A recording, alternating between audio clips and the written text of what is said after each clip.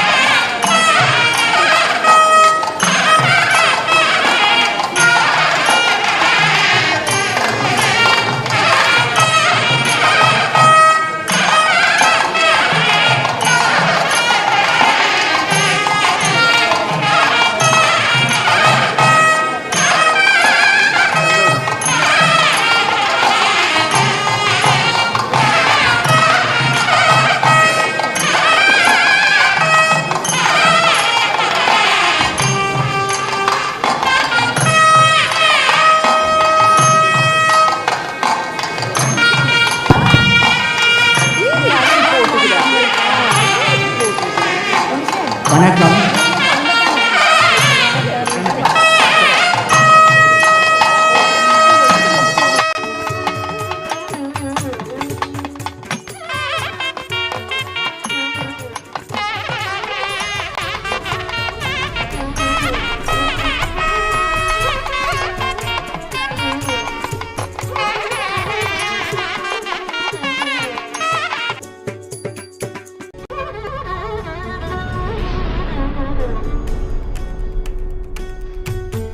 அனைவருக்கும் முதலில் இந்த நிகழ்வை மங்கள விளக்கேற்றி ஆரம்பிப்போம். அதற்கு திரு துரை அவரது பாரியார் அம்பியை கூப்பிடுறேன்.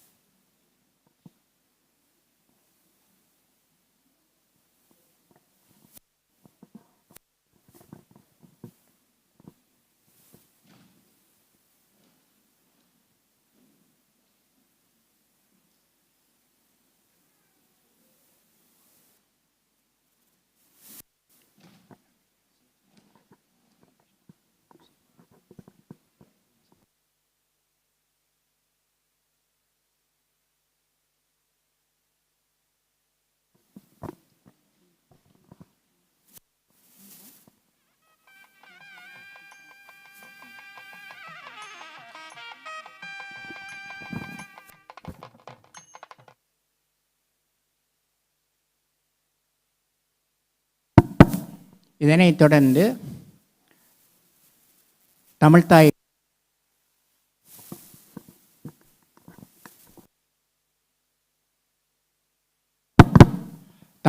வாழ்த்து வழங்க மாதினி ஸ்ரீஸ்கந்தராஜாவின் மாணவி சாம்பவி சிவபாலன் வந்துள்ளார்.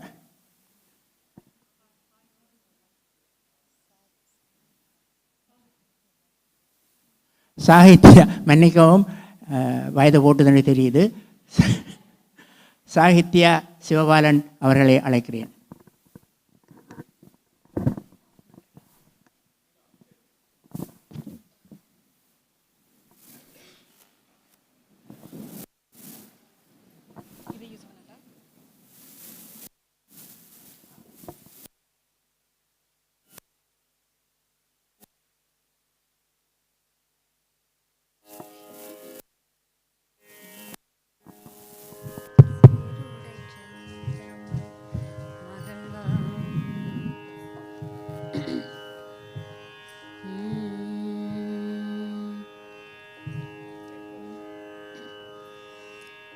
சீருடை செந்தமிழ் மகள்வாழி, சீருடை செந்தமிழ் மகள்வாழி, எம் சிந்தையில் நிறைந்தே அவள் வாழி. சீருடை செந்தமிழ் மகள்வாழி, எம் சிந்தையில் நிறைந்தே அவள் வாழி. எம் சிந்தையில் நிறைந்தே அவள் வாழி. போருடை புறமும் அன்புடையகமும், போருடை புறமும் அன்புடையகமும், போர்த்த பிறழகால் அவள் வாழி. போருடை புறமும் அன்புடையகமும், போர்த்த பிறழகால் அவள் வாழி. சீருடை செந்தமிழ் மகள்வாழி, எம் சிந்தையில் நிறைந்தே அவள் வாழி. ஏருடை நிலமும் காருடை வளமும், தாருடை அரசும் இல்லாமல், ஏருடை நிலமும் காருடை வளமும், தாருடை அரசும் இல்லாமல், பாரலாமலையும் தமிழரை இணைத்தே, பாரலாமலையும் தமிழரை இணைத்தே, வீருடை செல்வியாய் அவள் வாழி. பாரலாமலையும் தமிழரை இணைத்தே, வீருடை செல்வியாய் அவள் வாழி. பாரலாமலையும் தமிழரை இணைத்தே, வீருடை செல்வியாய் அவள் வாழி. சீருடை செந்தமிழ் மகள்வாழி, எம் சிந்தையில் நிறைந்தே அவள் வாழி. எம் சிந்தையில் நிறைந்தே அவள் வாழி. எம் சிந்தையில் நிறைந்தே அவள் வாழி. நன்றி.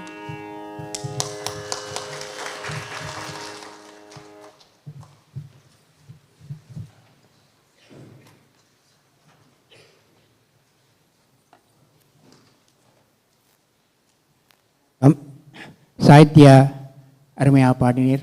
மத ஆசிரியருக்கும் உமக்கு நன்றி. அடுத்து வெல்கம் ஸ்பீச். முதலில் என்னை போக சொல்லி எனது மகள் கேட்டதாக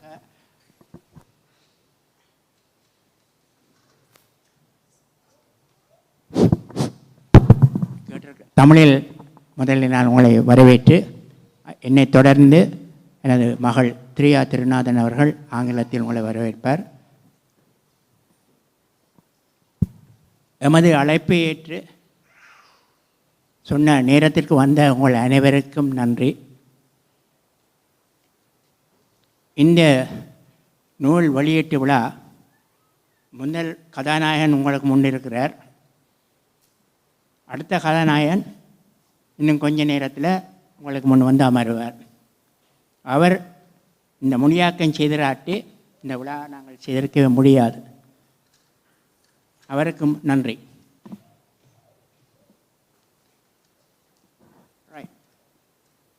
நேரத்தை கருத்தில் கொண்டு இத்துடன் நான் எனது உரையை முடித்து I'll ask my daughter Triya Tirunathan to welcome you all in English.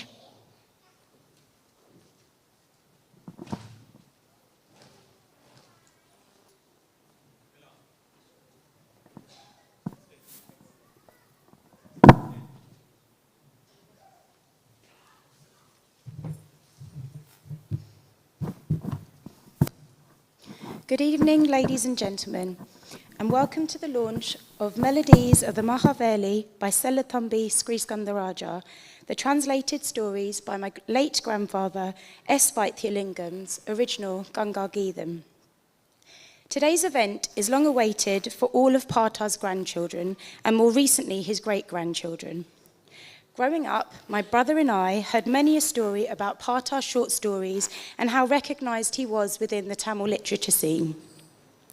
I never quite understood the magnitude until more recently.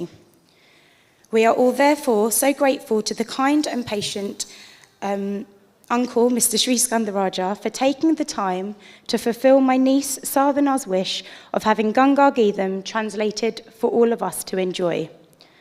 Of course, it is common knowledge that behind every great man is a great woman, and this is no different here. Uncle's wife, Mahaveli Auntie, has helped to drive the translated stories to be published as a compiled book, and I know my parents are grateful for that, so thank you, Auntie. I want to say a little about my Partar. Partar and Party came to live with us when I was 4. Not only was he a lovely grandfather to me, collecting me from school, giving me sweets, and also teasing me at times when I didn't listen to him, he was ever so interested in Bharatanatyam and helped encourage me to pursue dance myself. One of my favourite memories of Partar was a little before he passed. I had performed at my school for a cultural day and came home to show him what I had done. He sat there, tired, and now I realise quite unwell, but smiled, his small smile on his face, and was just so proud, you could see it in his eyes. I only wish I fully understood the privilege I had living with such a creative and passionate writer when we did, as I would have quizzed him on so much more. Today's event wouldn't be possible without the panel, and I therefore welcome you all. I'm excited to hear your insights, experience, and thoughts on not only the translations, but the original stories themselves. Before I end, I must give special thanks to my parents. Growing up, their passion and drive to educate and promote Tamil culture has been admirable. My mum, Yamuna, has done so much for the Tamil community within her time working for Brent Libraries. She introduced Tamil books to the libraries, held Tamil cultural days to educate our vast culture and traditions to the mass, promoting local talent and young generations to participate. She also set up and continues to take part in monthly Tamil reading groups. In this particular case, my earlier point is reversed. My mother, quite the introvert by nature, similar to her father in fact, has only been able to do as much as she can, which has included interviews, public speaking, etc., because of my dad's nagging, loving ear in the background. From ever since I can remember, my father has always encouraged my mum to go for things and push boundaries and get out of her comfort zone. Can't is not a welcome word in his vocabulary. This drive has definitely pushed my mother to fulfill so many of her dreams, and of course, probably even gave her the courage to approach Sriskandarajah uncle initially. It was also my father who pushed for Ganga Geetham's to be originally published, and did his best to ensure that my grandfather got a copy on his hospital bed so he could witness his creativity come to life. On behalf of my parents, brother and I, we would like to welcome you all, and we hope you enjoy this evening's discussions and have your appetites whet to purchase and share melodies of the Mahaveli. Please can I ask that you all switch off your phones or put them on silent mode, and if your little ones get restless, feel free to take them out into the corridor area to calm them down. Thank you.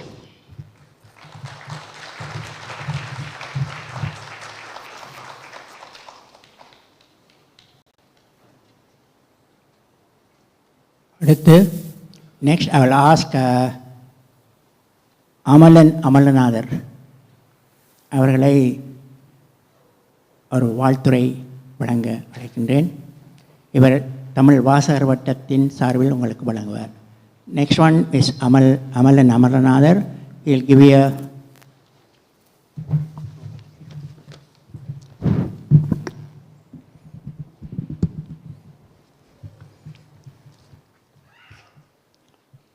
இனிய சொல்லெடுத்து இயல்பான நடைபயிலும் இளமை குன்றா இம்மொழியில் இங்குரைக்க வந்த எனக்கு அமுதத் தமிழ் தந்த கல்வி தெய்வம் கலைவாணியை வணங்கி நிற்கின்றேன்.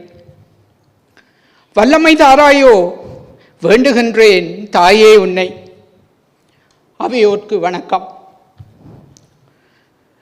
தமிழ் தாய்க்கு தவ புதல்வன், செல்லத்தம்பியின் புதல்வன், தமிழே உயிரென தனி மனிதன் படையென, தமிழில் ஒரு பிழை என்றால் தனதுடல் துஞ்சுவதாய் மிஞ்சும் பல காரியங்கள் பூமியில் எஞ்சும் வகை செய்த ஸ்ரீகந்தராசா அவர்கள் தமிழிற்கு செய்த பெரும் பணிகள் யாவும் சொல்லி பல வாழ்த்துரைக்க தமிழ் வாசகர் வட்டம் சார்பில் முன்னே வந்து நிற்கின்றேன். அளவில்லாமல் நீளும் தமிழ் நேசன் அண்ணல் தமிழிற்கு தந்துவிட்டதெல்லாம் சொல்லிவிட இன்றும் போதாது. நாளை மறுதினம் என நீண்டே போகும். இன்று சொன்னதெல்லாம் கால் தரிப்பிற்கு உள்ளாகும். சொற்பதம் எனக்குள் குறையும், சொல்லாமல் போவதாய் முடியும். என்பலம் எனக்கு தெரியும், ஏற்றுக்கொள்வீர் என் வரியை. தாயின் அகமமர்ந்து தனித்திருந்த வேளை தாய் மொழியை தமிழாய் பதித்தாளோ,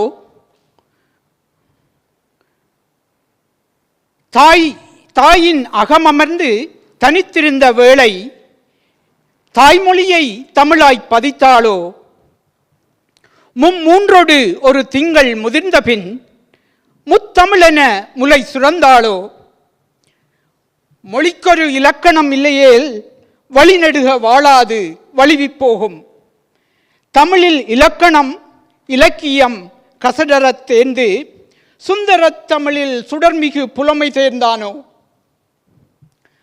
ஆங்கில மொழி மூலம் அறிந்திட விஞ்ஞானம் வேண்டும் தமிழ் மூலம் மாணவர்க்கு. ஆயுள் அளவில் குறைந்த ஆங்கில மொழியினை ஆழக் கற்றுணர்ந்து இலக்கியம் தோய்ந்து தமிழ் சொற்களில் ஒரு கூர் சொல் தேர்ந்து முழுமையான நிறைவான மொழிபெயர்ப்பு தமிழ் மொழி மாணவர்க்கு பெரும் வாய்ப்பு. சட்ட வரைபென்பது சொற்தட நூல்கொடியில் வைத்த கூர்முனை கத்தியின் மேல் முனையில் சமநிலையில் நின்று நடப்பதாம். சட்ட வரைபென்பது சொற்தட நூற்கொடியில் வைத்து கூர்முனை கத்தியின் மேல் முனையில் சமநிலையில் நடப்பதாம். சற்றே பிறழ்ந்தால் சமநிலை மாறும், ஒன்றில் உயிர்நிலை தேரும், இன்றில் உடனழிந்து போகும். ஆங்கில மொழியில் அமைந்த சட்ட நூல் அர்த்தம் பிசகாமல் தமிழில் மொழிபெயர்த்து அரியதொரு புத்தகம் அளித்திட்டார் மொழிகள் அறிஞர் ஸ்ரீகந்தராசா அவர்கள். புலமது பெயர்ந்து மேலை நாட்டிலே தமிழ் மொழி சிறப்பு அறியா மக்கள் நிலைதனை உயர்த்த தமிழால், தமிழரால், தமிழருக்கு, தமிழில் தமிழ் அறிய, தமிழ் உண்ண, தமிழ் உணர, தமிழ் உய்ய, தமிழை உய்விக்க, தமிழில் எழுதி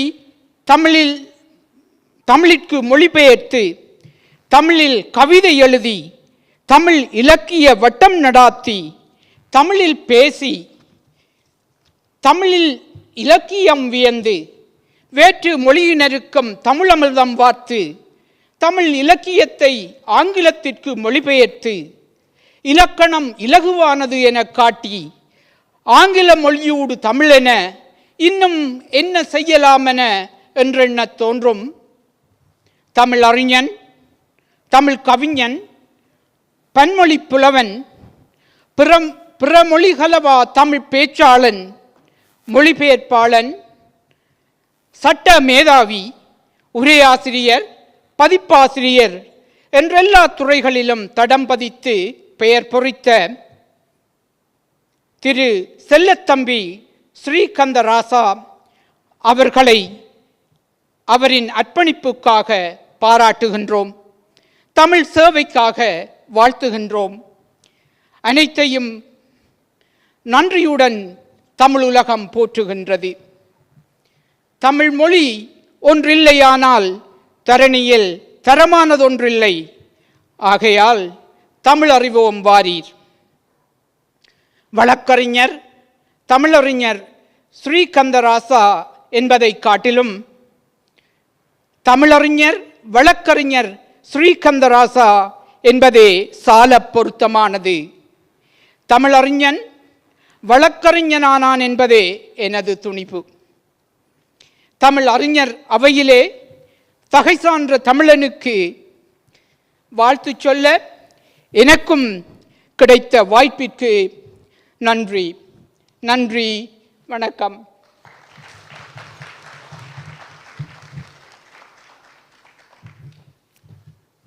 Nandri Amalan, thank you. Next, I'll hand over the meeting to Mr. M. Nityanandan, who is going to preside the event today, and he will conduct the event today. Thank you very much, Mr. Nityanandan.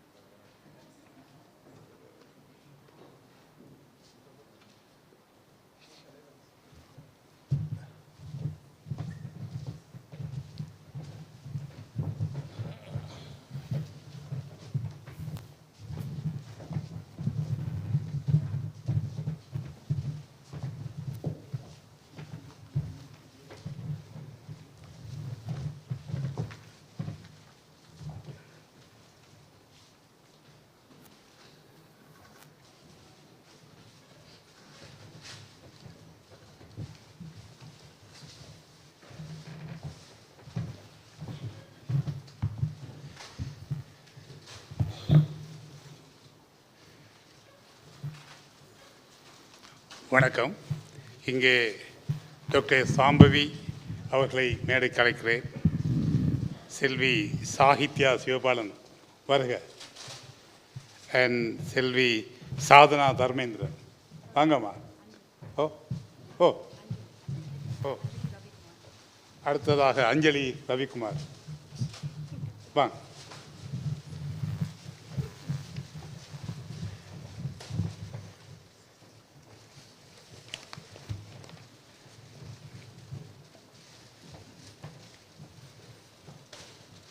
திருமதி யமுனா தர்மேந்திரன் அவர்களே,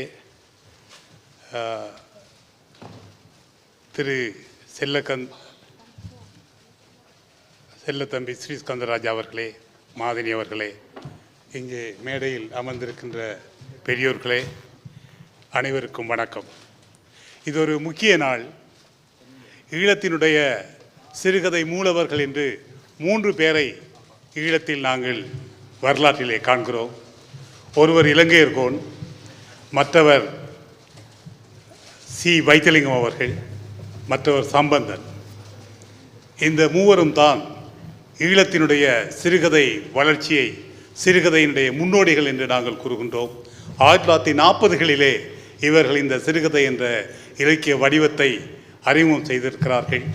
அதிலே இந்த இலங்கையர்கோன் வெள்ளி பாதசரம் என்ற ஒரு சிறுகதை தொகுப்பை அவர் ஆக்கியிருக்கிறார்.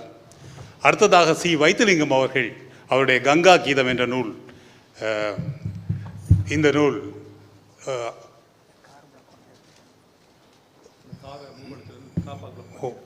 சொல்லுங்க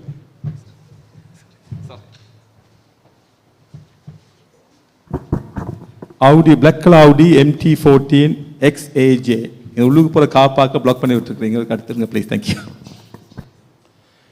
இந்த கங்கா கீதம் சி வைத்தியலிங்கம் அவர்களுடைய தொகுப்பு. என்ன ஆச்சரியம் என்றால், இந்த கதைகளை அவர் 1940களிலே எழுதி அவருடைய 80வது வயதிலே தான் இந்த சிறுகதை தொகுப்பு வந்திருக்கிறது என்பது ஒரு மிகுந்த தாமதமான ஒரு வரவு என்று நாம் சொல்ல வேண்டும்.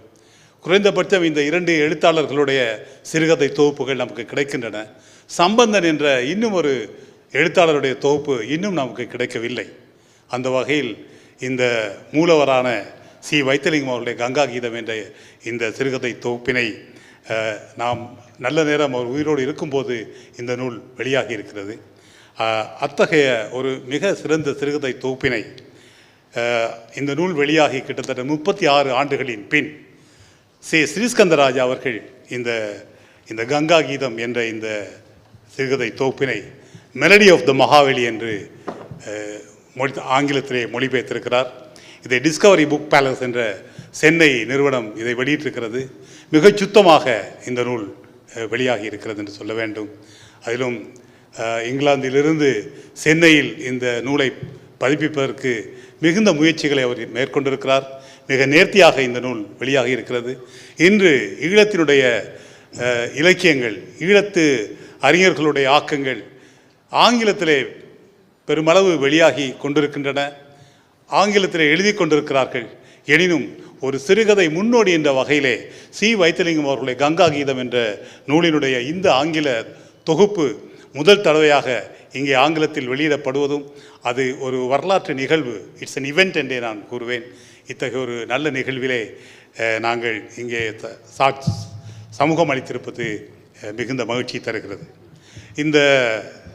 இந்த கூட்டம் அழகாக நடந்து கொண்டிருக்கிறது நினைக்கிறேன். 3 பேர் மிக முக்கியமாக இங்கே உரையாற்ற இருக்கிறார்கள். ஒருவர் முதலாவதாக இங்கே பேச இருப்பவர் திரு கே ராஜமனோகரன் அவர்கள்.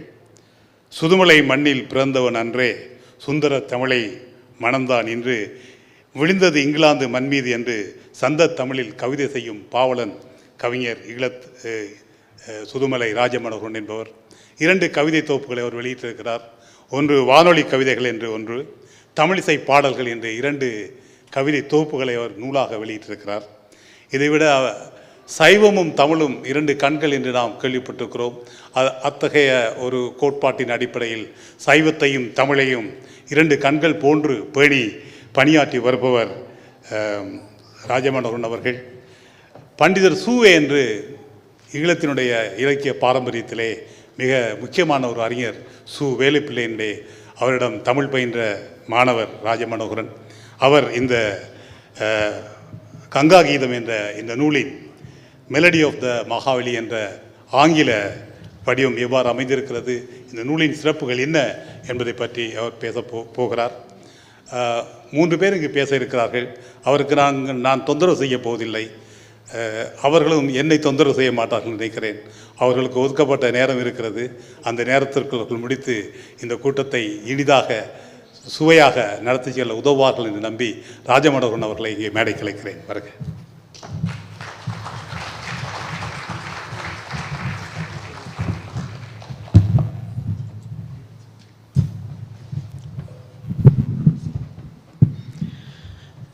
என்னை நன்றாக இறைவன் படைத்தனன், தன்னை நன்றாக தமிழ் செய்யுமாறு. இங்கு மேடையிலும் மேடை முன்னாலும் அமர்ந்திருக்கின்ற அன்பிற்கும் மதிப்பிற்கும் உரிய சபையோர் அனைவருக்கும் எனது அன்பான வணக்கத்தை முதலிலே தெரிவித்துக் கொள்ளுகின்றேன். இது ஆங்கில மொழிபெயர்ப்பில் அமைந்த இந்த சிறுகதைகளை பற்றி ஒரு ஆய்வுரை நிகழ்த்துமாறு என்னிடம் கேட்கப்பட்ட பொழுது அது எந்த மொழியில் நான் பேச வேண்டி வருமோ என்று பயந்தேன். இந்த நாட்டிலே ஆங்கிலத்திலே நாங்கள் வேலை செய்தாலும் ஆங்கிலத்திலே இருக்கின்ற சிறுகதைகளை ஆங்கிலத்திலே விமர்சனம் செய்வது என்பது என்னை பொறுத்த மட்டிலே சிரமமான ஒன்று. இதனை இதனால் இவன் முடிக்கும் என்று ஆய்ந்து அதனை அவன் கண் விடல் என்று வள்ளுவ பெருந்தகை சொன்னதற்கு ஒப்ப அந்த மொழிபெயர்ப்பை செய்வதற்கு யமுனா அவர்கள் மிகவும் பொருத்தமான ஒருவரை தேர்ந்தெடுத்திருக்கின்றார். நண்பரும் மதிப்பிற்குரியவரும் அன்பிற்குரியவருமான செல்லத்தம்பி ஸ்ரீகந்தராசா அவர்களை. மிக நேர்த்தியாக அவர் இந்த வேலையை செய்திருக்கின்றார். ஆகவே அது மட்டுமல்ல, இங்கு இந்த நூலுக்குரியவர் வழக்கமாக ஒரு நூலை நாங்கள் வெளியிடுகின்ற பொழுது அந்த நூலுக்குரியவர் அங்கு இருப்பார். ஆனால் இங்கு அவர் இல்லை. அவர் மறைந்து பல வருடங்களாகிவிட்டன. அவர் எழுதிய கதைகளில் ஒரே ஒரு கதைதான் நான் பிறந்த பின்னர் வெளியிடப்பட்டது. அப்போ எண்ணி பாருங்கள், நான் பிறப்பதற்கு முன்னரே இந்த 18 கதைகளில் 17 கதைகள் நான் பிறப்பதற்கு முன்னரே எழுதி வெளியிடப்பட்ட கதைகள். ஆனால் இப்பொழுது அது ஆங்கிலத்திலே மொழிபெயர்க்கப்பட்டிருக்கின்றது. அந்த நூலைத்தான் இப்பொழுது நாங்கள் இங்கு ஆய்வுரை நிகழ்த்த இருக்கின்றோம். ஆகவே இந்த ஆய்வுரையிலே இதனுடைய சிறப்புகளையும் தேவைகளையும் கதைக்க வேண்டியது முக்கியமாக என்னை பொறுத்த மட்டிலே தென்படுகின்றது.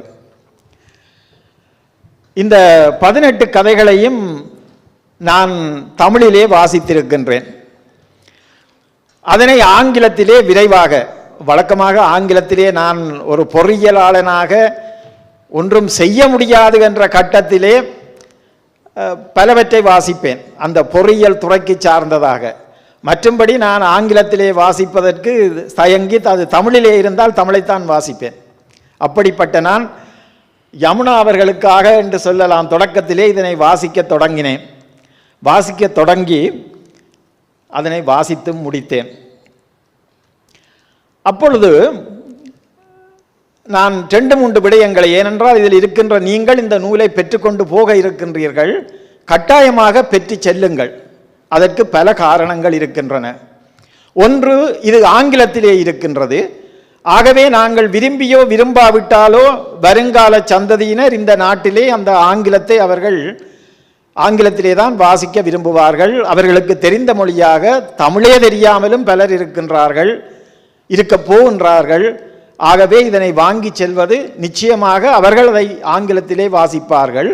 அப்படி வாசிக்கின்ற பொழுது என்ன வரும் என்றால், அவர்களுக்கு இதே நான் பார்க்கின்ற பொழுது, இப்பொழுது பலரும் இந்த பொன்னியின் செல்வன் பார்த்திருப்பீர்கள்.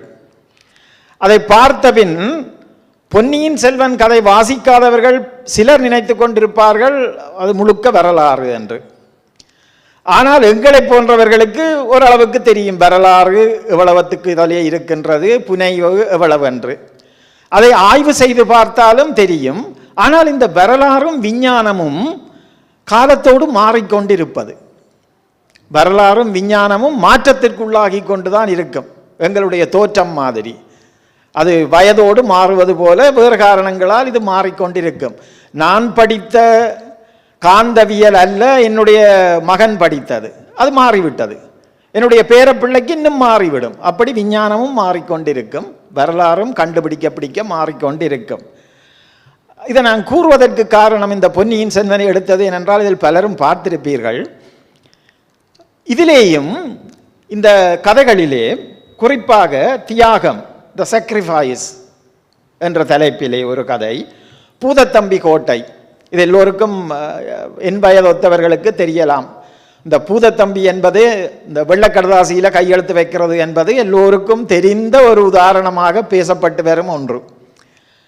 அந்த கதை த ஃபோர்ட் ஆஃப் பூதத்தம்பி. அடுத்தது இந்த தலைப்பு த மெலடி ஆஃப் த மகாவெலி என்கின்ற அந்த கதை. அடுத்ததாக நந்தகுமாரன். இப்படியாக சில கதைகள் பழைய உண்மையிலே நடந்தவற்றின் தழுவல்களாக இவர் அதை சிறுகதைகளாக எழுதியிருக்கின்றார். அதிலே எவ்வளவுக்கு உண்மை இருக்கின்றது, எவ்வளவு கற்பனையை அதிலே போட்டிருக்கின்றார் என்பது அது நீங்கள் வாசித்து பார்த்துத்தான் தெரிந்து கொள்ள வேண்டும். அது ஆசிரியருக்குத்தான் கூடுதலாக தெரியும். நாங்கள் இது உண்மையாக இருக்கலாமோ என்று நினைப்பது சிலது கற்பனையாகவும் இருக்கலாம். ஆனாலும் அந்த கதைகளினுடைய அடித்தளத்திலே ஒரு வரலாறு இருக்கின்றது. இதை வரலாற்று நூலாக அவர் எழுதவில்லை, வரலாற்று கட்டுரையாக அவர் எழுதவில்லை, சிறுகதையாகத்தான் அமரர் வைத்திலிங்கம் அவர்கள் எழுதியிருக்கின்றார். ஆகவே அந்த சிறுகதைகளின் ஊடாக நாங்கள் வரலாற்றிலே சில பக்கங்களை பார்க்கத்தக்கதாக, நினைவுபடுத்திக் கொள்ளத்தக்கதாக அல்லது அறிந்து கொள்ளத்தக்கதாக இருக்கின்றது. அதிலும் ஒன்றை சொல்ல வேண்டும். இந்த தமிழிலே மகாவெலி ஆறு என்றுதான் நாங்கள் படித்திருக்கின்றோம். இந்த நூலை பார்த்த பொழுது மகாவெலி என்று ஏன் போட்டிருக்கின்றார் என்றால் நான் ஆங்கிலத்திலே பார்க்கவில்லை. அதை அப்பொழுதுதான் தேடி பார்த்தால் தெரிகின்றது, சிங்களத்திலே மகாவெலி என்றுதான் சிங்களத்திலே இருக்கின்றது, மகாவெலி கங்கா என்று. வெளி என்றால் மணல். எங்களுடைய நிலங்கள் தமிழீழத்திலே பறிபோய்க் கொண்டிருக்கின்றன.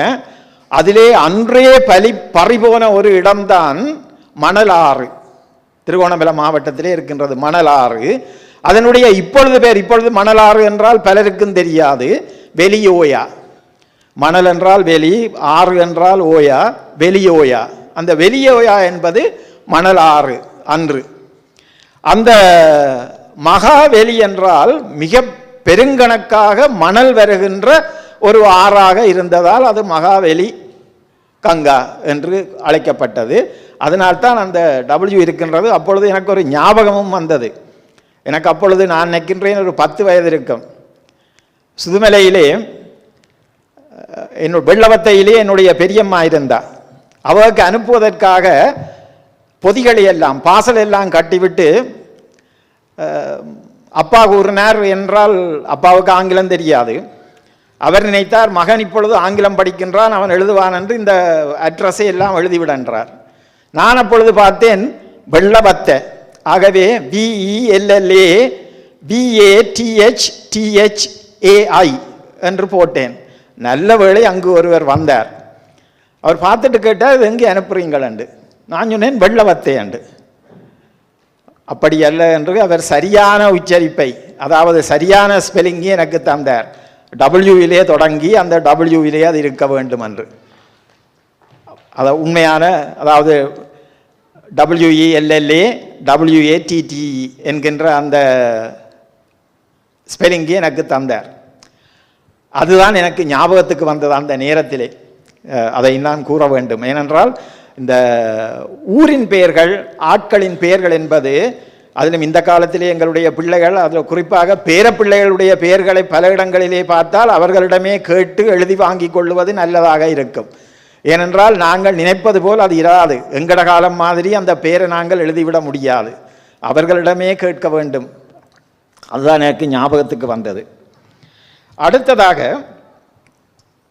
இன்னும் ஒன்றையும் நான் இங்கே குறித்து வைத்திருக்கின்றேன். இந்த தமிழ் நூலிலே நீங்கள் அந்த ISBN நம்பர் இடவில்லை. அதை இட்டு வைப்பது நல்லது. நீங்கள் அடுத்த ஒரு வெளியீடாக தமிழ் நூல் வெளியிட இருந்தால் அந்த ISBN, அதாவது இன்டர்நேஷ்னல் ஸ்டாண்டர்ட், அதனுடைய முழு இது ISBN வந்து இன்டர்நேஷ்னல் ஸ்டாண்டர்ட் ஃபார் புக் ஏதோ ஒன்று இருக்கும். அதை நீங்கள் அந்த நம்பரை எடுத்து வைத்தால் நல்லது. ஏனென்றால் அது ஒரு பதிவாக இருக்கும் என்று நான் நினைக்கின்றேன். ஆனால் ஆங்கில மொழிபெயர்ப்புக்கு அது இருக்கின்றது. அதையும் கூற நினைத்தேன். இன்னொன்றை நான் கூற வேண்டும். இவருடைய கதைகள் எல்லாம் 39ஆம் ஆண்டு, 40ஆம் ஆண்டு, 41ஆம் ஆண்டு, 44ஆம் ஆண்டுகளிலே எழுதப்பட்டது. நான் கூறினேனே, நான் பிறப்பதற்கு எவ்வளவோ முன்னர் எழுதப்பட்ட கதைகள். ஆகவே அந்த காலத்திலே அந்த சொல்லாடல்கள், அந்த கால வாழ்க்கை முறைகளை நாங்கள் தெரிந்து கொள்ளத்தக்கதாக இருக்கின்றது.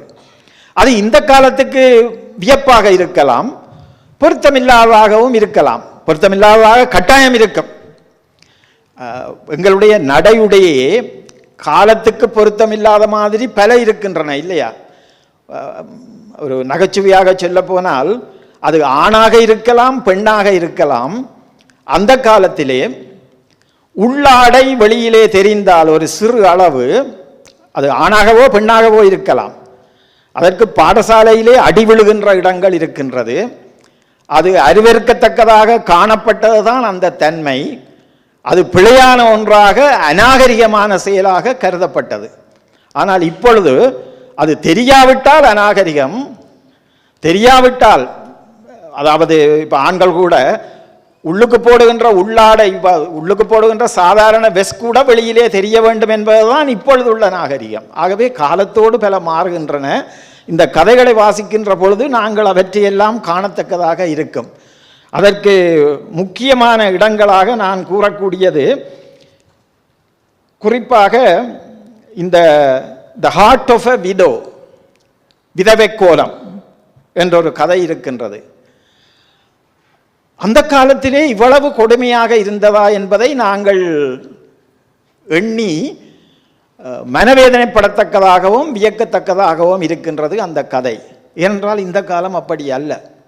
இந்த காலத்திலே பலரை நாங்கள் பார்த்து அவ்வாறு கூற முடியாது என்கின்ற நிலையிலே தான். அதுதான் மகிழ்ச்சிக்குரியது.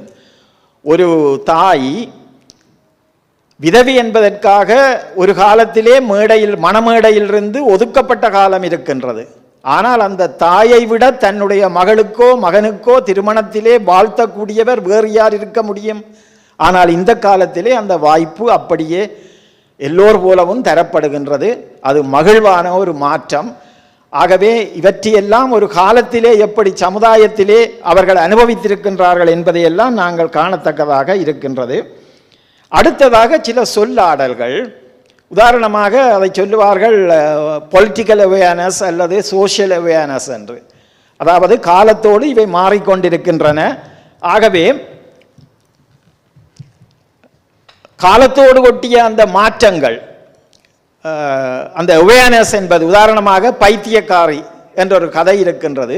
இந்த காலத்திலே அந்த சொல்லை நாங்கள் சொல்லலாமா, த மேட் வுமன் என்று சொல்லலாமா என்பது ஒரு கேள்விக்குறி.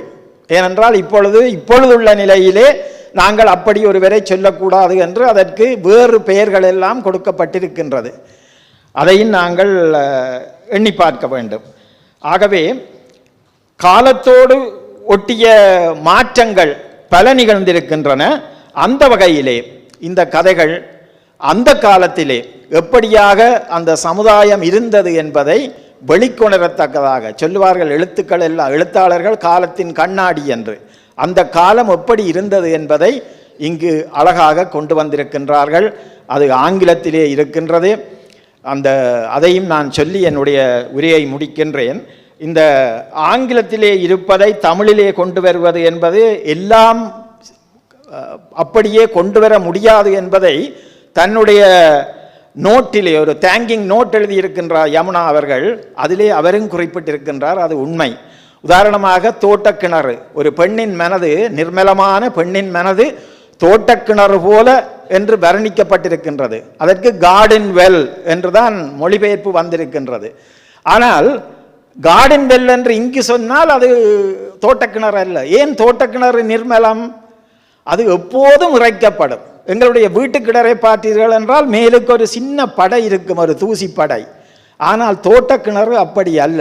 அது களங்கமற்ற படிகம் போன்ற தண்ணீராக இருக்கும். ஏனென்றால் எப்பொழுதும் இறைக்கப்பட்டு கொண்டிருந்து நீரூற்று வந்து கொண்டிருக்கும். அது மிகவும் சுத்தமான ஒரு நீராக இருக்கும். ஆகவே அதனை நாங்கள் மொழிபெயர்ப்பு என்பது மிகவும் சிரமமான ஒன்று. இவ்வாறு சில சொற்கள் இருக்கின்றன, நாங்கள் மொழிபெயர்க்க முடியாத அப்படியே கொண்டு வர முடியாத சொற்களும் இருக்கின்றன என்பதையும் கூறி, மிக அருமையான ஒரு முயற்சி.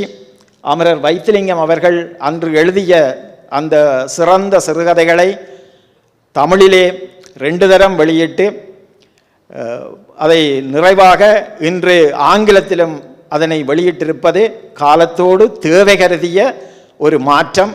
அதிலே உதவிய எல்லோருக்கும், அதிலே பலர் உதவி இருக்கின்றார்கள். அவர்கள் எல்லோரையும் குறிப்பிட்டு கொண்டிருப்பது பலர் குறிப்பிடுவார்கள். ஆனால் அவர்கள் எல்லோருக்கும் நானும் என்னுடைய நன்றியையும் கூறி, இந்த வாய்ப்புக்கு நன்றி கூறி உங்களிடமிருந்து விடைபெற்றுக் கொள்ளுகின்றேன். நன்றி, வணக்கம்.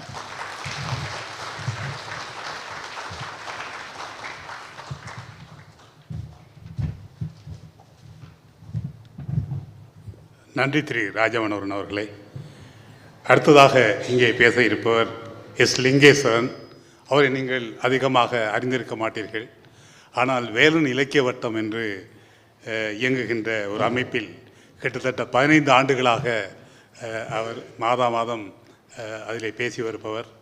மிகுந்த ஒரு விரிவான ஆங்கில நூல்களை வாசிப்பவர். புதிய நூல்கள், ஆங்கில நூல்களை அவர் வாசித்து எனக்கு அறிமுகம் செய்திருக்கிறார். அத்தகைய ஒரு வாய்ப்பு லிங்கேசனோடு எனக்கு கிடைத்திருக்கிறது.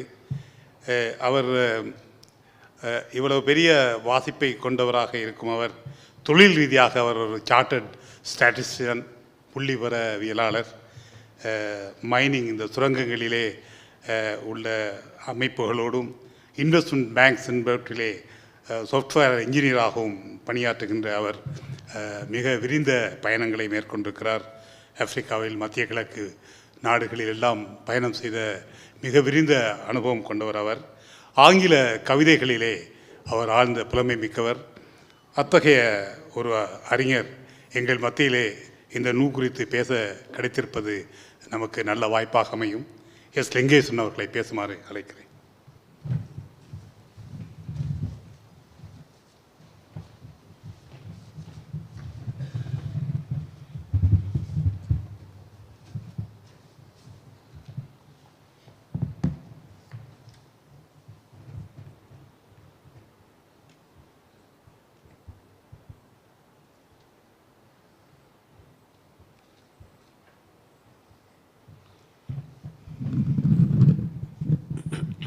வணக்கம்.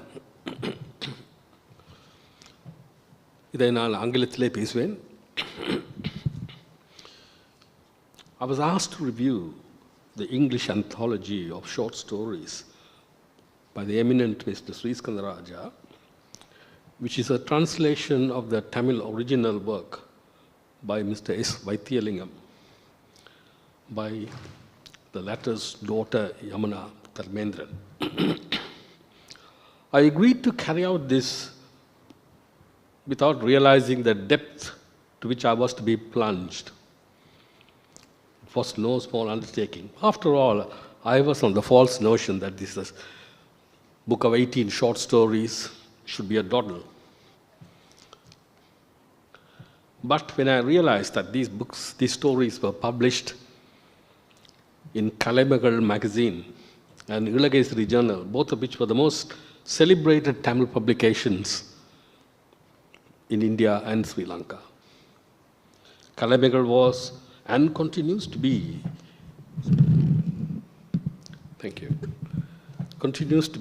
the highbrow literary organ in Tamil Nadu from the days when it was known as Madras. Ilagesri, on the other hand, was a popular Tamil magazine, now defunct. The collection of these stories span a period of 1939 to 56. And this dateline is quite significant because when the stories, its prose, theme, and substance are contextualized by the then prevailing orthodoxy, so revealing an incredible moral courage of the author, whose writings cut through the weaknesses of the social fabric, the conventions, the taboos, to protect the interest of the poor and the supreme power of the privileged and the entitled classes that held sway in the society. Surprisingly, the author has given a wide berth to the political undercurrents and the ethnic tensions that were dormant but were still stirring beneath the surface during that period. But richly he rewards us with a chronicle of the social dynamic and their struggles as if sealed in a time capsule. Considered to be a fictional work, I found many of the events described in these stories resonate with many of us, myself including, from time to time. I would earnestly ask the reader, without fail, to read the section 3, the appreciation, written by our respected Dr. Nithyanandan. It's a brilliant exposition of the literature and culture and that prevailed during that period, taking a world view.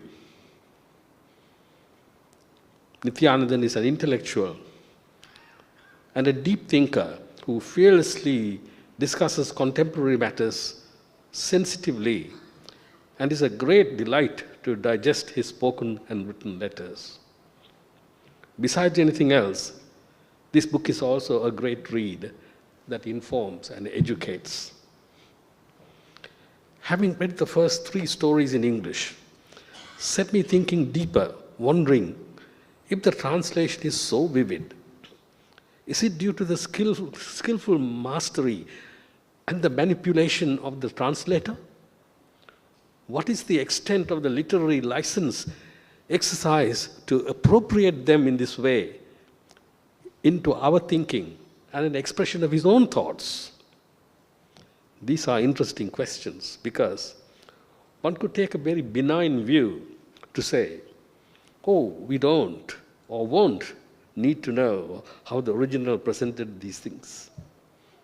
For we take a monolithic view when we're reading an English book for short stories, and therefore we view it through that prism. That would be lazy. From my school days, I have read stories of Emile Zola, Alexander Solzhenitsyn, Fyodor Dostoevsky, and Immanuel Kant, some in Tamil, others in English. This thought about questioning the integrity of the translation with respect to the original written works in various non-English languages never arose in my mind. Then, even now. For those original languages are alien for me. Therefore, I lack the proficiency to compare or read the original. I read them on the merit and the substance of the version written in English. Period. If the book is a good read, then it's great, and the accolade goes to the author who translated it. The author of this English work is well known to me, Mr. Sriskandarajah. He is a prolific writer. In the translator's note, in section 1, he shamelessly admits to the uses of adversity. In some future modernism, one may ask, how was your COVID? To which Sri may give a very laconic and banal retort, oh, I had a good COVID, and thank you for asking, in short order. Such was his dedication, energy, and the missionary zeal with which he pursues his writings. His span of writings is vast, eclectic mix of subjects and styles. Since I knew Sri very well, his legendary depth of knowledge in literary matters, the awkward question was, could he influence and embellish the stories to improve the punch, thus compromising the integrity of the core material? So why did this thought arise in my mind for this particular compilation? Because I wanted to explore 3 things. First, how was the Tamil original, its core storyline, and the literary merit? How close is the translation to its original? Has it captured the spirit, subtleties, and the nuances? Has the English version embedded the richness and readability? Raja Manoharan absolutely summarized the beauty of the Tamil language and some of the unwritten and poorly lexiconized words. These questions only arise because those of us schooled in Sri Lanka were blessed to learn our mother tongue as well in English in equal measure, and therefore able to quench the vicarious thirst to seek and answer these curious questions. The more I read the stories in English, my desire to see, read, and digest the original writings grew insatiable. I demurely inquired Yamuna if she could send me at least some of the stories in Tamil. From the background information, I assumed that the originals were held in fragmented form in bits and pieces. But imagine my delight when a beautiful book entitled Ganga Geetham arrived from Yamuna a few days later. I held that precious book in my hand, staring for more than a moment or two at the jacket which depicted the photo of a cascading white waters from a rocky outcrop of some hill. I flipped the pages to find the typeface and the font were very similar to those in the much revered Kalemagal journal, and indeed settled down to read the second story, in Sritharan, or Why Did He Smile? And the verdict? The story in both languages was stunning and a dynamite. The Tamil story was very atmospheric, capturing these sultry, warm days and nights, beautiful evenings with full moon, and a million stars generously and gorgeously scintillating in the blue skies. The gentle breeze caresses the face, an experience I was only to enjoy in the banks of Bosporus, coast laterally.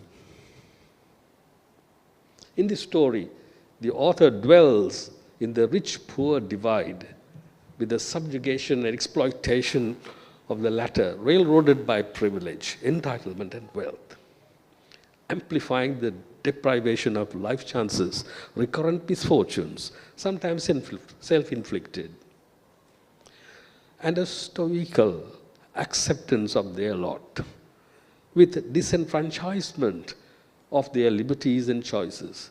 The writer laments and questions the social construct that perpetuates these injustices, often beyond one generation.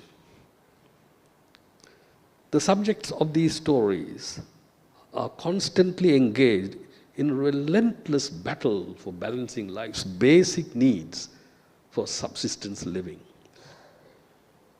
They suffer denial of opportunities for economic advancement.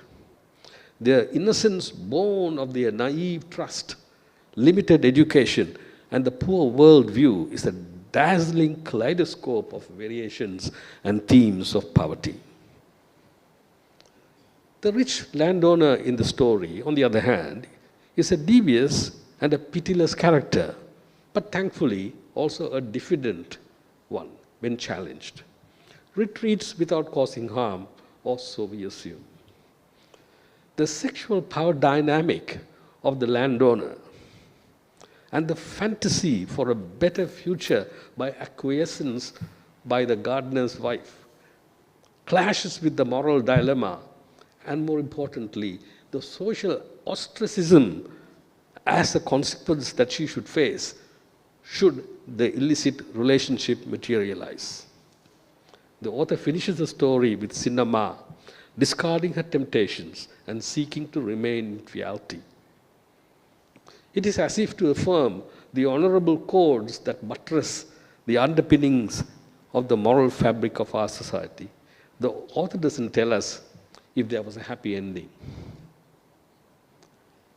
In the story, The Imperishable, Aliya Porul, the authors, both Tamil and English writers, empathizes the emotional upheavals of the teenage angst and confusion of an adolescent student sensitively and in a language that is gentle with no trace of admonishment or judgment.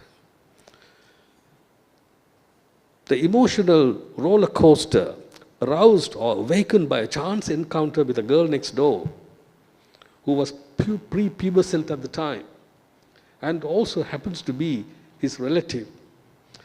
The innocence of both actors is vivid and palpable in the writings. His emotional conflicts are laid bare in the subsequent paragraphs and forever remain unrequited due to her premature death. Eventually, he reconciles with the event and moves on with his life. However, a chance return to the native village draws him to the now derelict house of his beloved with an encounter with her apparition. There is a vague association to the paranormal and an out-of-body experience for this young man in that house. The author implies that this meeting has resulted in a platonic consummation of his love. Remaining with the social norms and conventions, the young man spurns the immediate matrimonial event and goes back to his new place several hundred miles away to lead a life of a celibate. He writes to his father that he is already married and not to pursue a marriage for him. The description of autumn moonlit nights and the tropics is wonderfully evocative, rekindling my own memories of childhood in similar ambience.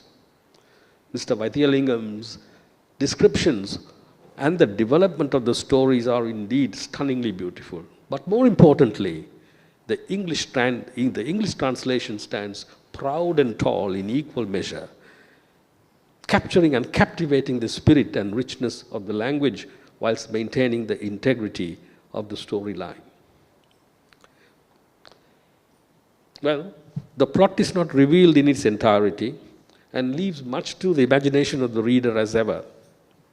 You're not going to get a clue from me.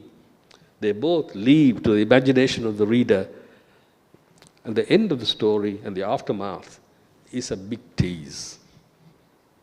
When I had a delightful conversation on her father's writing, Yamuna let it slip that this story may have an allegorical slant of his own life experience.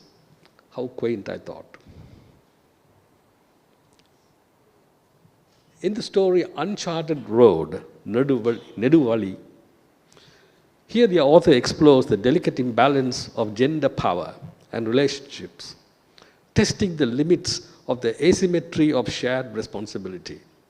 This is linked with the combustible mixture of loneliness, physical urges born of youth, and deprivation of its needs.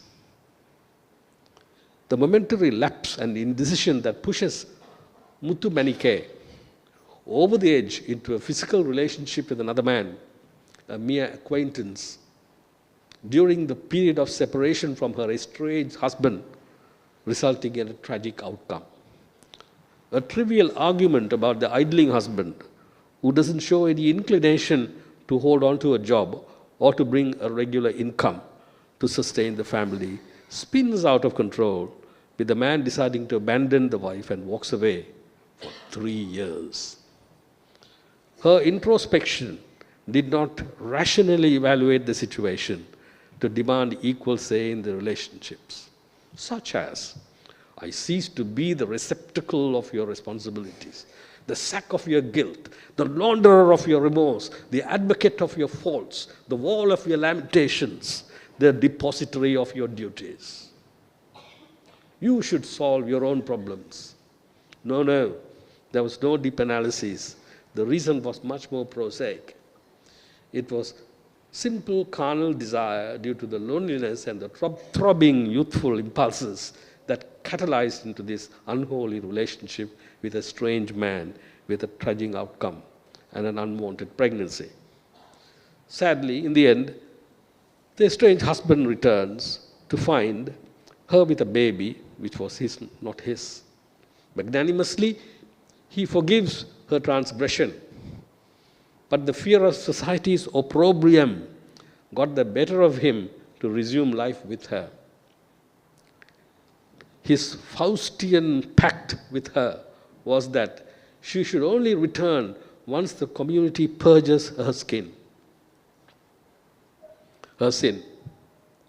This was heartbreaking to see, that there is no happy ending and the woman leaves alone with the baby in an uncharted road in the middle of the night, a road to infinity. The next story was The Secret Creativity, Sirushti Rahasyam. The story is redolent of the struggles of amateur writers who find suddenly the creative juices no longer flow. And once fertile imaginations have run dry, the humdrum life and the daily drudgery takes its toll slowly, and it's impossible to work up the mood to start writing, nor continue to end a half-written story. And the central plot seemed to be all over the place, having lost its momentum. The central character in this story, Vasudevan's battle to find time and the elusive mood, is chronicled in the story. The story of an everyman's struggle and the debacles. Vasudevan is aspirational, but his problem is lack of determination or discipline to finish the project.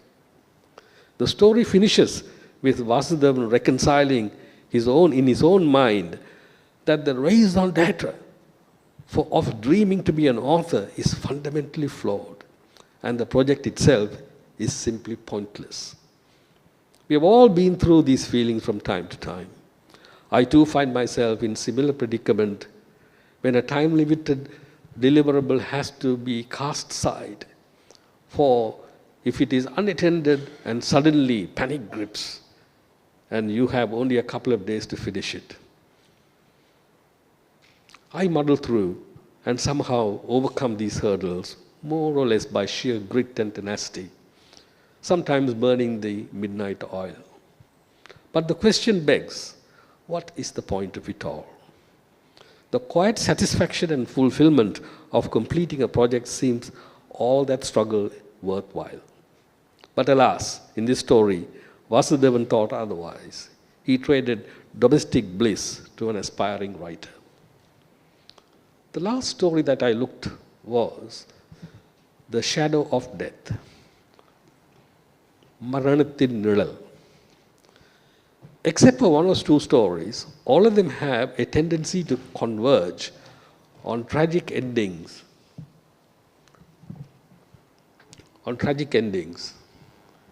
The story deals with emotional upheavals of a person who witnesses the imminent passing of his uncle. With dysfunctional family dynamic, the uncle lay abandoned in a Spartan hut facing his end game. The author is coy about precisely what illness the man has been afflicted with. We can infer heartbreak could definitely be one of the principal causes. The terror of the impending end of his life is movingly described by Sri thus. My family is finished. Oh my God, my wife, my children, my house, my properties, my possessions, etc. His wife sat near and started to stroke and massage his legs. Emaciated, they spoke. Everything is an illusion, deception, fantasy. I don't want these bed sheets. I don't want the bed. I don't want sons, daughters, wives, any of them. These are evil spirits. Faye, I don't want your association at all. After a while, he appeared tranquil. His heart spoke, I feel joyous. Freedom, the ramblers climb in the full moon. I am flittering and fluttering. I don't know what my heart thought. My eyes leaked, tears welled up, his face became bright, and he eventually passed away peacefully. He was only 46 years of age. Much of these problems are fixable. Our contemporary culture is cultivated by the word fix. Our culture seems to be captivated by the word. Even our new Prime Minister used that word fix in his speech at the Downing Street last week. Not everything can be easily fixed like a child's toy. Not all problems have straightforward solutions. Not all troubles are readily sorted. And not all brokenness can be easily mended. The word fix creates an unrealistic expectation that all problems can be solved, which plays into the fantasy that a wise, skillful, and a lucky leader can snap his fingers and make the problems go away. The reductionist idea is that the problems are organic and sometimes complex sequences resemble a river basin than a constructed dam. This particular story had a massive tug of the heartstrings in my own life. Last year, I experienced these circumstances not once but twice. When my dear wife passed away, a wife of 44 years of wedded bliss, I had this experience. Sat by the hospital side, bedside, held her hand, motionless, she passed away. 2 months later, my brother passed away in the similar circumstances, but he was lucky. He was able to express himself, speak to me until his denouement. But such is life. Even after reading this story, the question remains an enigma. The stories simply and amply illustrate the ephemeral nature of our lives. And I thank you for giving me this opportunity to share these thoughts with you. Thank you.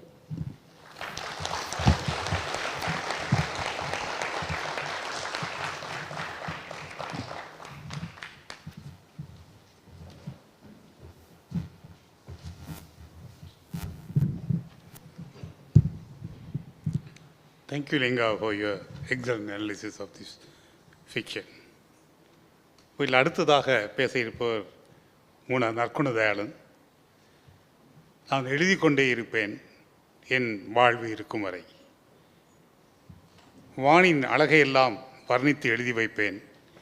தேனின் இனிமையெல்லாம் தமிழில் தந்து நிற்பேன். மானிடன் வாழ்க்கை தன்னின் மாண்பினை சொல்லி நிற்பேன் என்று கவிதை வடிக்கும் நற்குண தயாளன் கிட்டத்தட்ட 18 நூல்களை ஆக்கியிருக்கிறார். சிறுகதை மஞ்சரி என்ற ஒரு சஞ்சிகையை சீராக அவர் நடத்தி வருகிறார். த ஹேர்டில்ஸ் என்ற அவருடைய 11 ஆங்கில சிறுகதைகள் விரைவிலே வெளிவர இருக்கின்றன. வின்னி மண்டேலாவின் வாக்குமூலத்தை அவர் தமிழிலே மொழிபெயர்த்திருக்கிறார். அவருக்குரிய நேரம் 15 நிமிடங்கள். நற்குண தயாளன் வாங்க.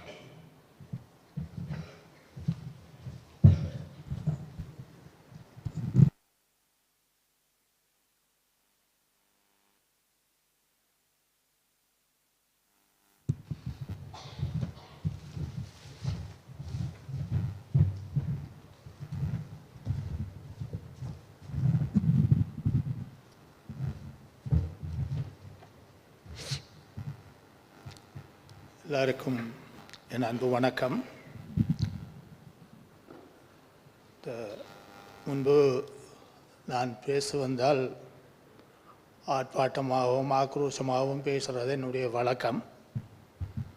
இன்றைக்கு எனக்கு அதுக்கு கட்டு போட்டாச்சு.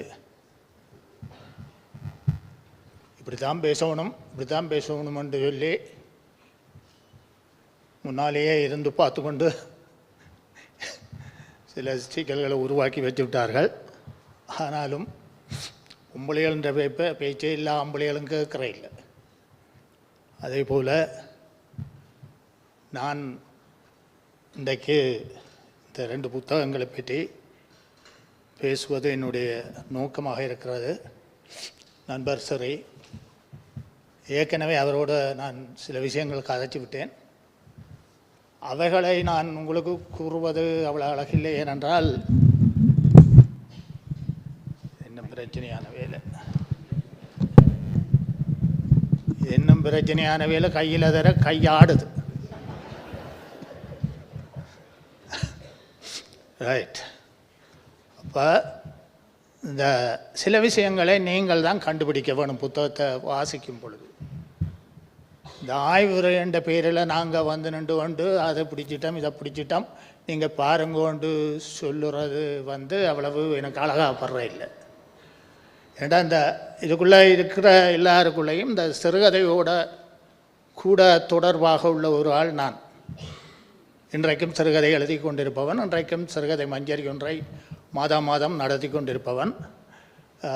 நான் அறிஞ்சு நித்யானந்தன் அவர்கள் அப்பொழுது நான் இளமையாக இருந்த காலத்திலே பதுளைமு நித்யானந்தன் என்ற பெயரிலே சிறுகதை எழுதியிருக்கிறார், நான் படித்திருக்கிறேன்.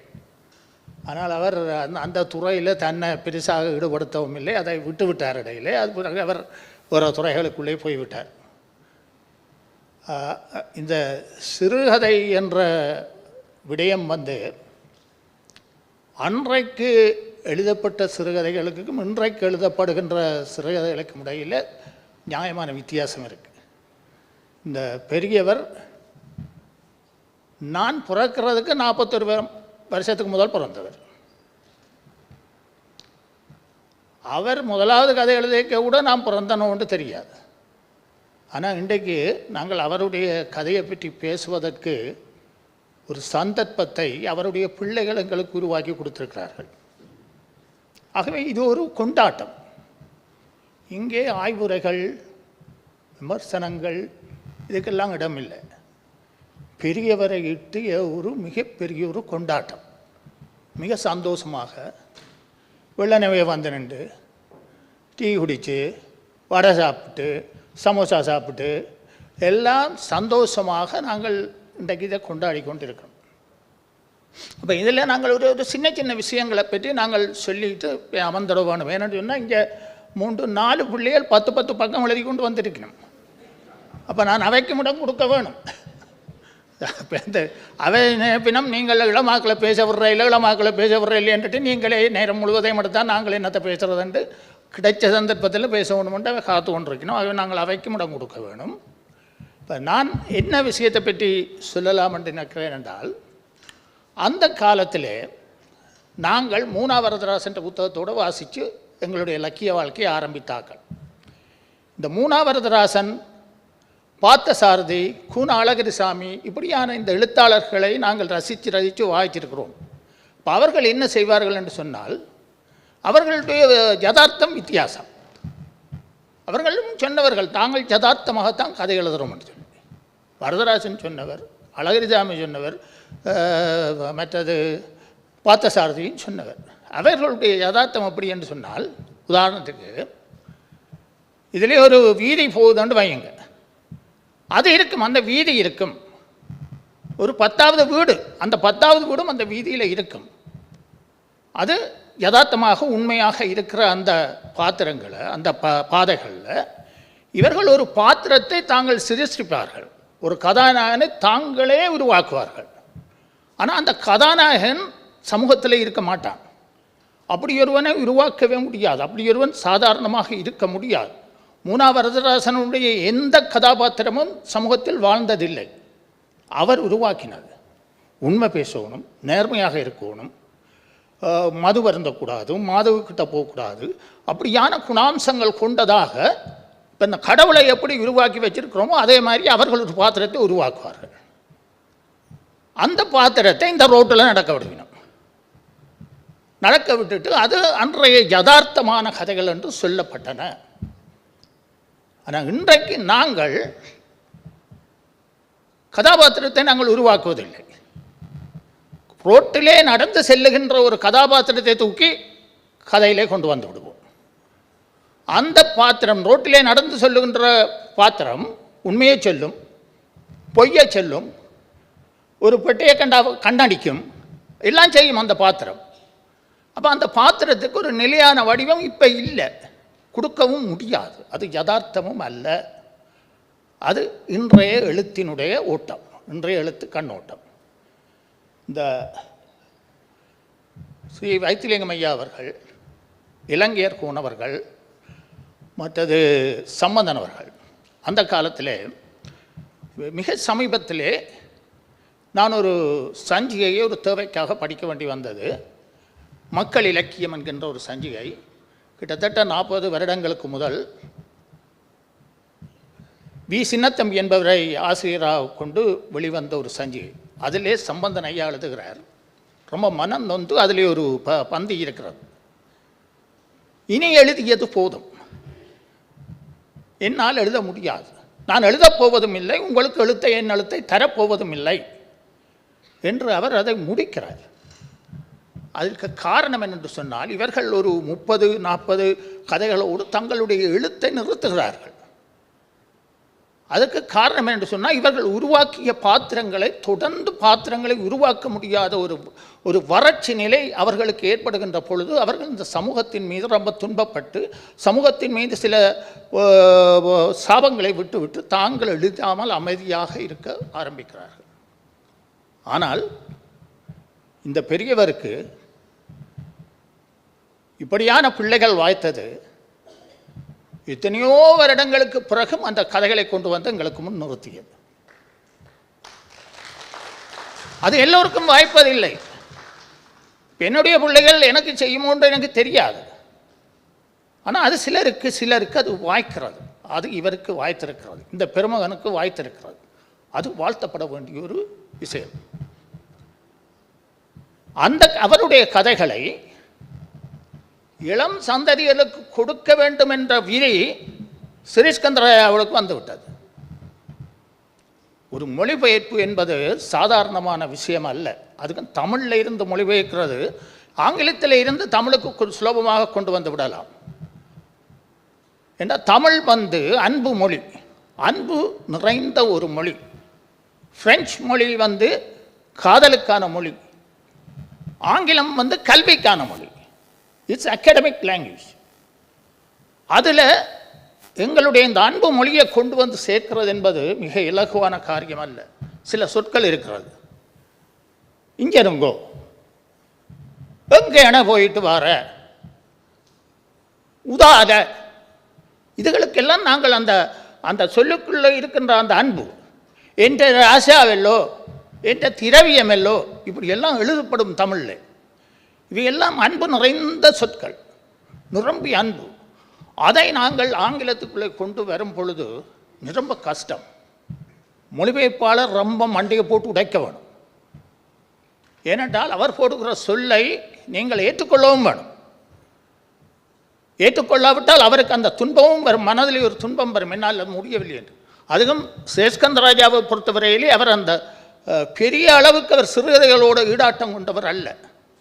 அவர் கவிதைகள், கட்டுரைகள், சமய சம்பந்தமான விடயங்களை தமிழுக்கு கொண்டு வருவதும் ஆங்கிலத்துக்கு கொண்டு செல்வதுமாக பல சாதனைகளை செய்து கொண்டாலும் சிறுகதை என்ற அந்த ஒரு விஷயம் இருக்கிறதே, அது உணர்ச்சிகள் நிறைந்த ஒரு சின்ன விஷயம்.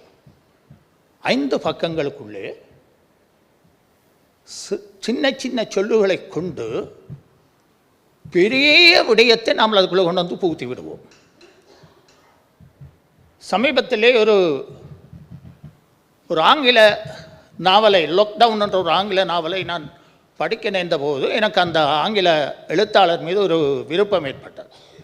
உடனே நான் இந்த முகநூல் மிக வசதியான ஒன்று தானே, அந்த முகநூலினூடாக நான் அவரை என்னுக்குள் எடுத்து, பிறகு அவருடைய டெலிஃபோன் நம்பரை எடுத்து அவருக்கு ஃபோன் பண்ணி கதைக்க வேண்டிய ஒரு சூழல் எனக்கு வந்தது. அப்போ அவரோடு கதைக்கும் பொழுது நான் ஒரு கேள்வி கேட்டேன், நீங்கள் சிறுகதை எழுதுவது இல்லையா என்று. அவர் சொன்ன ஒரே வார்த்தை, அந்த பக்கமே நான் போவதில்லை என்றார். ஏன் என்று கேட்டேன்.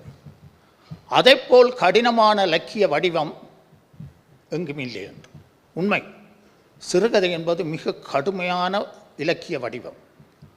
அது ஒவ்வொருவருடைய மன எண்ணங்கள், ஒவ்வொருவருடைய சமூகத்தை பற்றிய பார்வைகள், அவர்கள் அரசியல் ரீதியாக அவர்கள் புடமுட்ட வகைகள், இவைகள் தான் அந்த சிறுகதையை புடமுடும் அழகாக, மக்களுக்கு ஏற்ற சிறுகதையாக அது கொண்டு வரும். இந்த பெரியவருடைய கதையிலே அந்த கங்கா கீதம் என்ற கதை எடுத்தால், உபாலி என்ற ஒரு பாத்திரம் அதிலே வருகிறது. நீங்கள் வாசிக்கும் பொழுது அதை புரிந்து கொள்வீர்கள். அந்த உபாலி என்ற பாத்திரம் வலுக்கட்டாயமாக இந்தியாவிலிருந்து கொண்டு வரப்படுகிறது இலங்கைக்கு.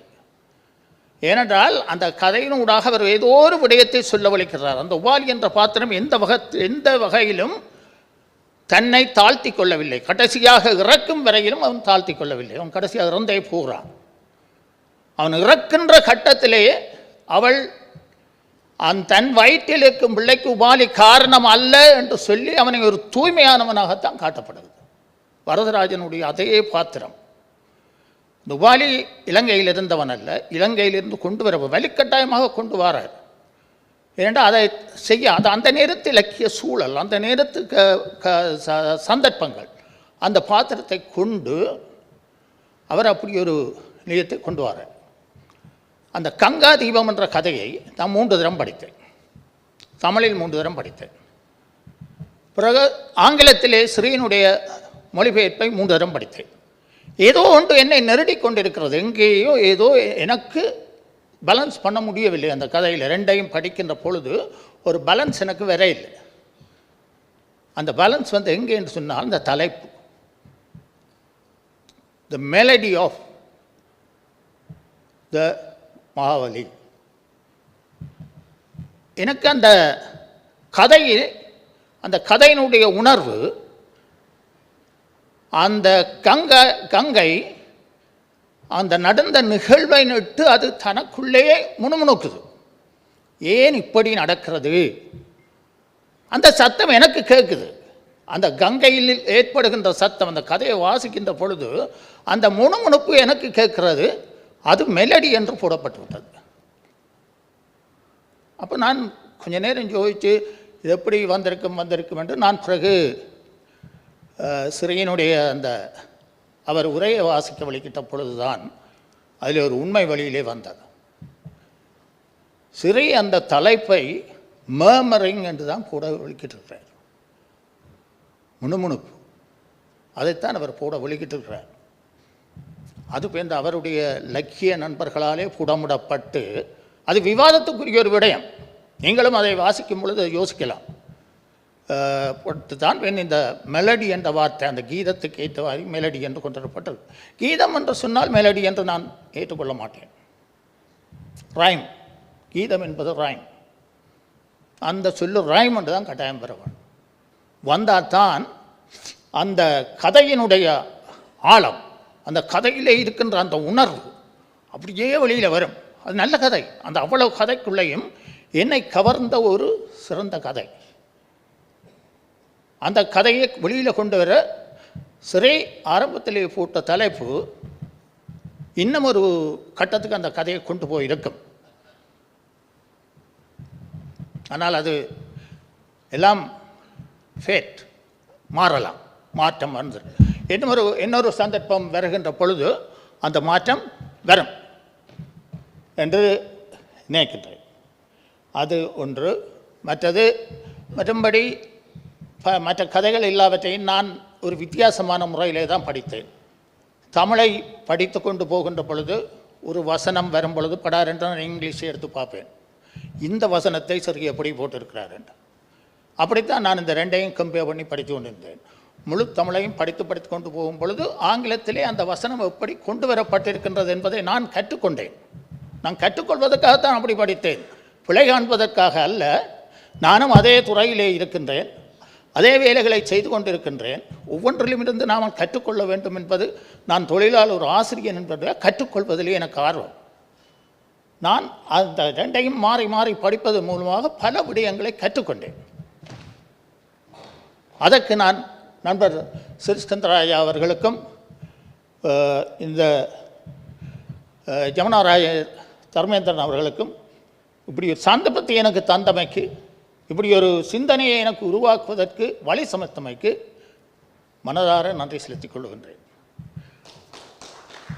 அடுத்து, ஏற்கனவே நான் சொல்லியிருக்கிறேன், நீண்ட நேரம் பேசுகிறது அழகில்லை.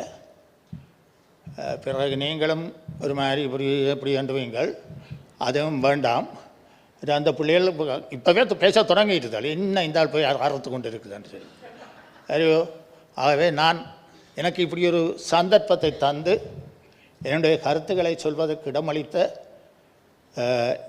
இந்த விழா சம்பந்தப்பட்ட சகலருக்கும் எனது மனமார்ந்த நன்றியை தெரிவித்துக் கொண்டு, மீண்டும் மீண்டும் இப்படியான முயற்சிகள் மேற்கொள்ளப்பட வேண்டும் என்று கூறி விடைபெறுகின்றேன். நன்றி, வணக்கம்.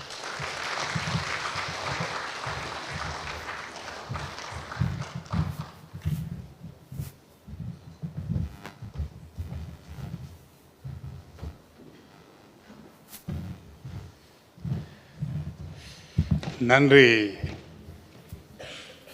தயாளன் அவர்களே. இது எனது தலைமை உரை. இதை கொஞ்சம் நான் இந்த நூலிலே ஒரு முன்னுரை எழுதியிருக்கிறேன். அது கொஞ்சம் விரிவான முன்னுரை. எனவே என்னுடைய இந்த தலைமை உரையை நான் மிக சுருக்கமாக முடித்துக்கொள்ள விரும்புகிறேன். சி. வைத்திலிங்கம் 80 ஆண்டு காலம் வாழ்ந்தவர். இந்த ஈழத்து சிறுகதை அவர் செதுக்கியிருக்கிறார். எனக்கு பெரிய ஆச்சரியம் என்னவென்றால், ஏழாலையை சேர்ந்த இந்த நபர் தமிழ், ஆங்கிலம், சான்ஸ்கிரிட் ஆகிய 3 மொழிகளிலே புலமை படைத்தவராக இருந்திருக்கிறார் என்பது எனக்கு வியப்பை தருகிறது. இத்தகைய 3 மொழிகளில் ஆளுமை கொண்ட அவர் இந்த சிறுகதை என்று அந்த காலகட்டத்தில் யாருமே ஏறெடுத்தும் பார்க்காத ஒரு துறையிலே தன்னுடைய ஆளுமையை செலுத்தி மிக அற்புதமான கதைகளை அவர் தந்திருக்கிறார் என்பதை பார்க்கும்போது அந்த பெருமகனுக்கு ஈழத்து சிறுகதை உலகம் தலை குனிந்து அவருக்கு தன்னுடைய கௌரவத்தை, மரியாதையை செய்யவிருக்கிறது.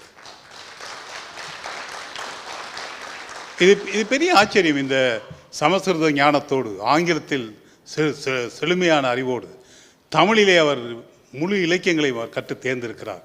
இந்த புலமையெல்லாம் சேர்த்து தான் இந்த சிறுகதையை அவர் வார்த்து தந்திருக்கிறார். இன்றைய எழுத்தாளர்கள் மொனோலிங்குலாக வந்து விட்டார்கள். தமிழ் மொழியை தவிர அவர்களுக்கு இன்னும் ஒரு மொழியிலே பாண்டித்யம் இல்லை. தமிழிலுமே கூட அவர்களுக்கு போதுமான புலமை இல்லாத நிலையில் எழுதப்படுகிற கதைகளை நாம் பார்க்கிறோம். அதில் குறிப்பாக இவான் துர்கனேவ் என்ற ரஷ்ய எழுத்தாளருடைய ஆன் தி ஈவ் என்ற ஒரு நாவலை அவர் மாலை வேளையில் என்று ஈழகேசரியிலே தமிழிலே மொழிபெயர்த்திருக்கிறார்.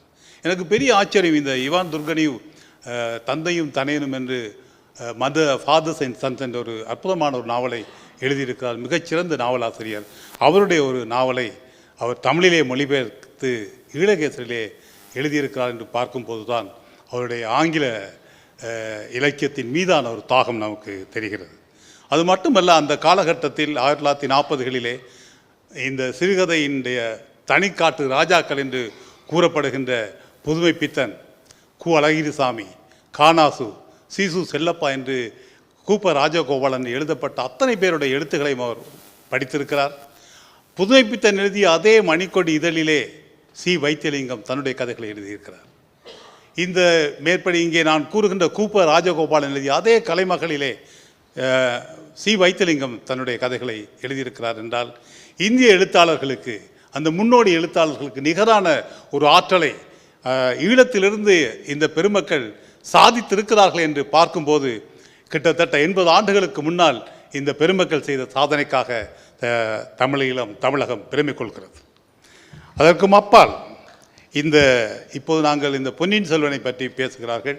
பொன்னியின் செல்வன் என்ற அந்த நாவலை எழுதியவர் கல்கி ஆசிரியர் கிருஷ்ணமூர்த்தி அவர்களை சி. வைத்தியலிங்கம் அவர்கள் தனது 17வது வயதிலே சந்தித்திருக்கிறார்.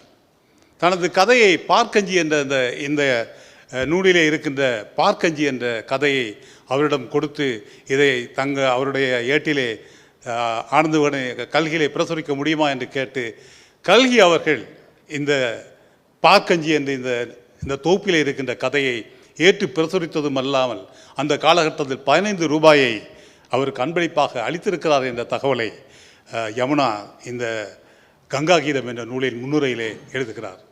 எனவே கல்கி போன்ற அத்தகைய பெரிய இலக்கிய சாம்ராட்டுகளோடு சமதையாக அவர்களால் அங்கீகரிக்கப்பட்ட ஒரு பெருமகனாக அவர் திகழ்ந்திருக்கிறார் என்பது இன்னும் அவருடைய ஆற்றலுக்கு ஒரு சோபை தருகிறது என்று நாம் சொல்ல வேண்டும். அதிலும் குறிப்பாக அவர் இந்த யாழ்ப்பாணத்து பேச்சு வழக்கை அந்த காலத்தில் எழுதி இருக்கிறார் என்பது இன்னும் எனக்கு ஆச்சரியம் தருகிறது. படலை என்ற சொல் தமிழ்நாட்டிலே தெரியாது. படலை என்றால் என்ன என்று. எனவே அங்கே அது கேட்டா என்று கேட்கிறார்கள். அது கேட் அல்ல. டோரா என்றால் அது டோரும் அல்ல, அது படலை தான். எனவே இந்த படலைக்கு நாங்கள் அங்கே விளக்கம் சொல்லும்போது மிகுந்த கஷ்டங்களை அனுபவித்திருக்கிறோம் அந்த அகராதிகளை உருவாக்கும் போது. அதே போன்று தோட்டக்கிணறு அவர்களுக்கு தெரியாது. அது யாழ்ப்பாணத்திலே தான் அந்த தோட்டக்கிணறு என்றால் என்ன என்று விளங்கும். எனவே ஆனாலும் கூட அவர்கள் அந்த வழக்கை குறிப்பாக துவக்கு என்ற சொல் தமிழ்நாட்டிலே தெரியாது. துவக்கு என்றால் என்ன என்றால் அவர்களுக்கு துவக்க தெரியாது, டாப்பு தெரியாது. இந்த மிக்ஸ்டு ஸ்கூல் என்பதற்கு அவர்கள் ஒரு முறை ஒரு அகராதி தொடர்பாக நான் பேசும்போது மிக்ஸ்டு ஸ்கூல் என்றால் என்ன என்ற போது நான் சொன்னேன் கலவன் பாடசாலைன்னு. அவர்கள் சுற்றி இருந்தவர்கள் சிரித்து விட்டார்கள். எனக்கு கோபம் வந்ததில்லை. நான் சொன்னேன் ஓகே நீங்கள் என்ன சொல்லுவீங்கன்னா மிக்ஸ்டு ஸ்கூல் என்றார்கள். அது மிக்ஸ்டு ஸ்கூல் தான். அதற்கு தமிழ் என்னென்றால் அவர்களுக்கு தமிழ் இருக்கு. நான் சொன்னேன் அது இலங்கையில் அது எங்களுக்கு எந்த பிரச்சனையும் இல்லை. ஆத்தாக்கா பாடசாலை என்றால் அரசினர் தமிழ் கலவன் பாடசாலை எல்லாருக்கும் தெரியும். மிக்ஸ்டு ஸ்கூல் கலவன் என்ன சிக்கல், நமக்கு ஒரு சிக்கலும் இல்லை. ஆனால் அந்த நேரத்தில் இந்த படலையை தோட்ட கிணறை எல்லாம் வைத்து இவர் அந்த தமிழக பத்திரிகைகளிலே எழுதியிருக்கிறார் என்று பார்க்கிற பொழுது தான் எங்களுடைய மண்ணின் வாசனையை அந்த மனிதர் கொண்டு போய் சேர்த்திருக்கிறார் என்பதை நாம் இங்கே காண முடிகிறது. இத்தகைய ஒரு ஒரு ஒரு மிகச்சிறந்த ஒரு சிறுகதை தொகுப்பினை ஸ்ரீஸ்கந்தராஜா அவர்கள் ஆங்கிலத்திலே மொழிபெயர்க்கப்படுகிற பொழுது இது மிகுந்த ஒரு சேலஞ்சிங். இந்த வைத்தியலிங்கத்தினுடைய கதைகள் மிக மிக எளிமையானவை, ஆனால் அது டிரான்ஸ்லேஷனுக்கு வெரி சேலஞ்சிங். நான் இந்த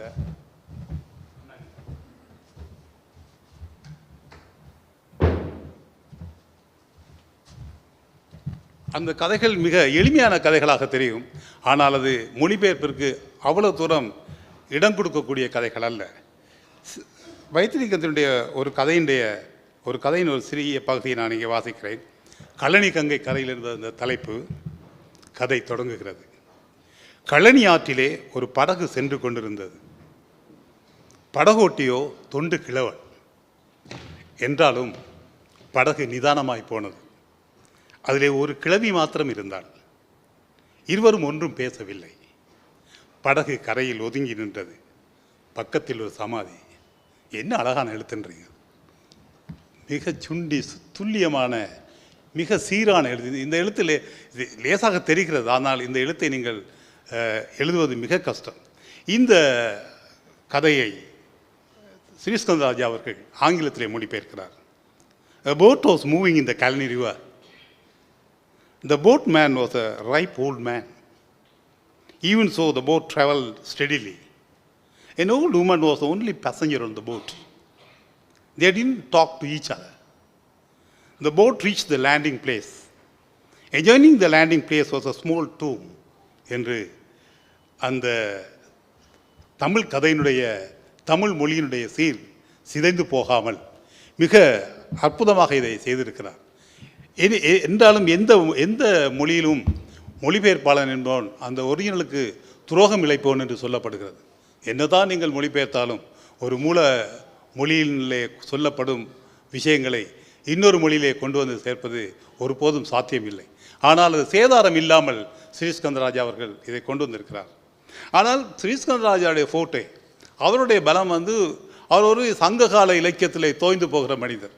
அகநானூறு, புறநானூறு, ஐந்திணை, குறுந்தொகை என்று அவருடைய வாழ்வும் மூச்சும் சங்க இலக்கியங்கள் சார்ந்தது தான். அவருடைய பெரும்பாலான இலக்கிய நூல்கள் சங்க இலக்கியம் சார்ந்தவை. குறிப்பாக சீன்ஸ் ஃப்ரம் தமிழ் கிளாசிக்ஸ் என்று சங்க கவிதைகளை அவர் ஆங்கிலத்தில் மொழிபெயர்த்திருக்கிறார். அதிலே புறநானூறு, கலித்தொகை, குறுந்தொகை, நற்றிணை, நாலடியார், திருக்குறள், ஔவையார் பாடல், நான்மணி கடிகை, ஐந்திணை 50 என்று இந்த பழைய சங்க இலக்கியங்களிலே தோய்ந்து முத்தெடுத்து அவற்றை ஆங்கிலத்திலே தந்த பெருமகன் அவர். அதே போன்று இந்த சிலப்பதிகாரம், மணிமேகலை போன்ற அந்த காவியங்களை மிக அழகிய வசனடையிலே, ஆங்கில வசனடையிலே ரொபின் மெக்லாஷன் என்ற இன்னும் ஒரு மிகப்பெரிய அறிஞரோடு சேர்ந்தவர் செய்திருக்கிறார். நான் நினைக்கிறேன் ரொபின் மெக்லாஷன் நம் காலத்தில் நாங்கள் பார்த்த ஒரு ஜியு போப் போன்ற அந்த வரிசையில் வந்த பெருமகன். அவர் பெரிய புராணத்தை அழகிய ஆங்கிலத்தில் அவர் மொழிபெயர்த்திருக்கிறார். அவரோடு சேர்ந்து the deserted wife and the dancing girl's daughter என்ற ஒரு தலைப்பிலே அந்த நூலை அவர் ஆக்கியிருக்கிறார். அதைவிட சென்ற ஆண்டு மகாகவி பாரதியின் 100ஆண்டு விழாவையொட்டி மகாகவி பாரதியினுடைய தமிழ் கவிதைகளை the random selection of extracts from the collected works of Mahakavi Bharathiyar என்ற தலைப்பிலே சென்ற ஆண்டு அவர் வெளியிட்டார். நான் நினைக்கிறேன் மகாகவி பாரதியாருடைய கவிதைகளை ஆங்கிலத்திற்கு கொண்டு போன ஈழத்து பெருமகனாக ஸ்ரீஸ்கந்தராஜா அவர்கள் பெருமைப்படுகிறார். அது புலம்பெயர் புலம்பெயர் தமிழர்கள் இந்த மகாகவி பாரதி நூற்றாண்டிற்கு அளித்த மிகப்பெரிய கொடையாக நான் அதனை கருதுகிறேன். அந்த நூல் சென்னையிலே நல்ல விற்பனையிலே இருப்பதை நான் ஒரு மாதத்திற்கு முன்னால் சென்னையில் பார்த்தபோது நான் மிகுந்த மகிழ்ச்சி அடைந்தேன். ஒரு எல்எஸ்சி லண்டன் ஸ்கூல் ஆஃப் எக்கனாமிக்ஸிலே ஒரு எல்எல்எம் பயின்ற ஒரு வழக்கறிஞராக இருப்பவர் இந்த இலக்கியத்துறையிலே இவ்வளவு ஆழ்ந்து தோய்ந்து போய் இருப்பதும் அவருக்கு இது ஒரு சேலஞ்ச் தான். அவர் சிறுகதையை அவ்வளவு தூரம் ஏற்றுக்கொள்கிற நபர் அல்ல. அவர் சங்க இலக்கியத்தின் அந்த செழுமையிலே தோய்ந்தவர். இந்த கங்கா கீதத்தின் இந்த சிறுகதை இலக்கியத்தின் மகத்துவத்தில் மகிமையில் அந்த பெருமகனின் எழுத்தாற்றலிலே அவர் தோய்ந்து போய் மிக அற்புதமாக இந்த நூலை ஆக்கியிருக்கிறார். இது தமிழுக்கு ஆங்கிலம் வழியாக அவர் தந்திருக்கும் மிகப்பெரிய கொடை என்று நான் சொல்வேன். அதிலும் குறிப்பாக இந்த ஈழத்து முன்னோடி 3 பெரிய எழுத்தாளர்களிலே இலங்கையர்கோன், சம்பந்தன், இந்த வரிசையிலே வைத்தியலிங்கத்தினுடைய முதல் சிறுகதை தொகுப்பு ஆங்கிலத்திலே வெளிவந்திருக்கிறது என்பது நமக்கு மிகுந்த மகிழ்ச்சி தருவது. இத்தகைய ஒரு நல்ல ஒரு நிகழ்விலே நீங்கள் அனைவரும் பங்கு கொண்டிருப்பது எனக்கு மிகுந்த மகிழ்ச்சி தருகிறது. அடுத்ததாக இந்த அணியினர் கடந்து சென்ற பின்னர் இன்னும் ஒரு அணியினர் இங்கே வரவிருக்கிறார்கள்.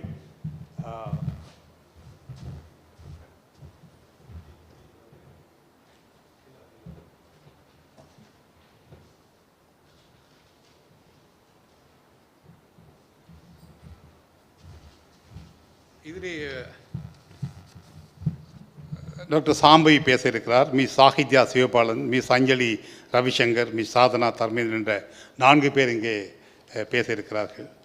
இது வந்து now actually we are entering into a difficult terrain. It's a different domain where you see the younger generation of the diaspora Tamil people are coming here and entering into a discourse here, and especially England occupies the central stage in the phenomenon. We do not know much about the literary landscape and the literary contours of the Tamil literary diaspora here, but we are interested in knowing the responses, repercussions, and the impact of Tamil literature tradition had on them is really interesting to watch. So at this juncture, we have very solid reasons, valid reasons, interesting reasons to see people like Sambhavi entering into the scenario here. So she is talking on the topic, why am I here? We are also interested in knowing why she is here. Anyway, Sambhavi, the platform is yours. Come.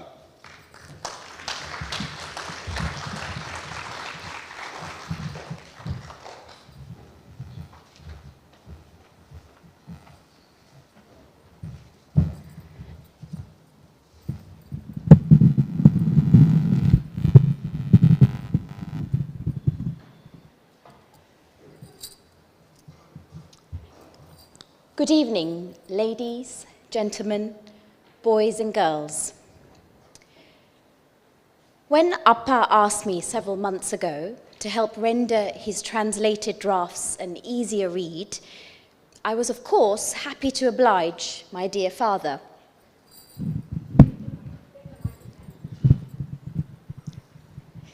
Thank you, Amma. But if I'm honest, it was more out of daughterly duty that I accepted the task, rather than because I was really interested in doing the job. I mean, given the choice between reading and editing a book or binge watching Netflix during the COVID lockdown, what would most of us have chosen to do, right? Don't get me wrong. Although fond of literature, I know I had a prejudiced view that Tamil texts are rather heavy and onerous to read.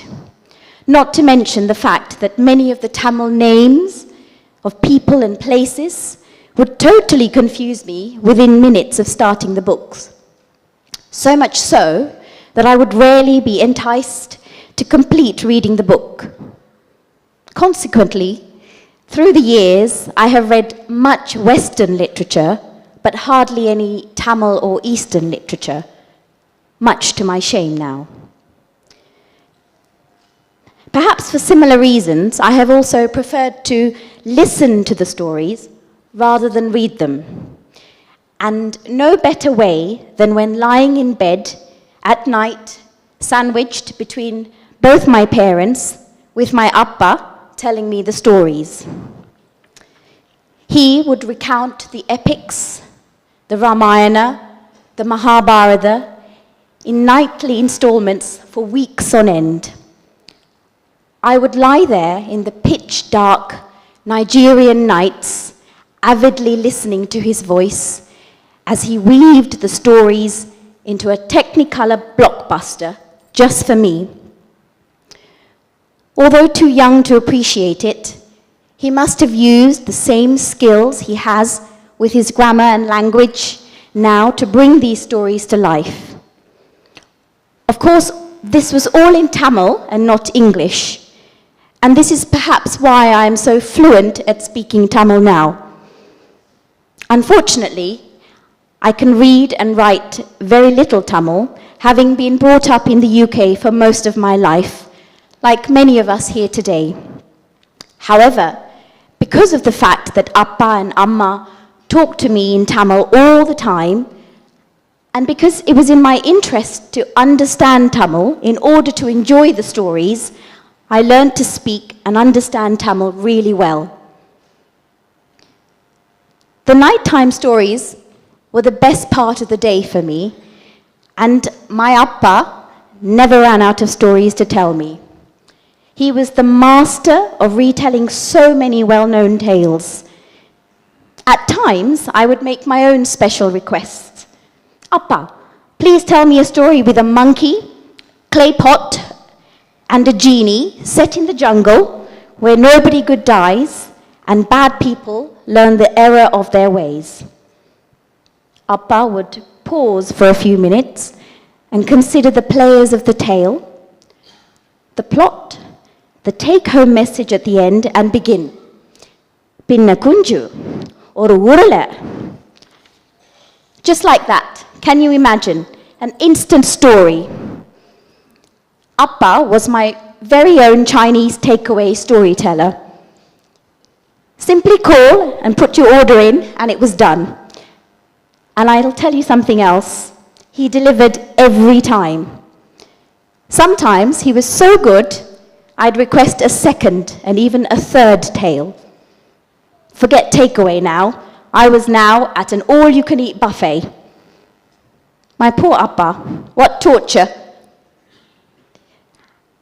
He would fall asleep at times midway through a marathon storytelling, and I, of course, would prod him in the ribs or shake him to wake him up and complete the story.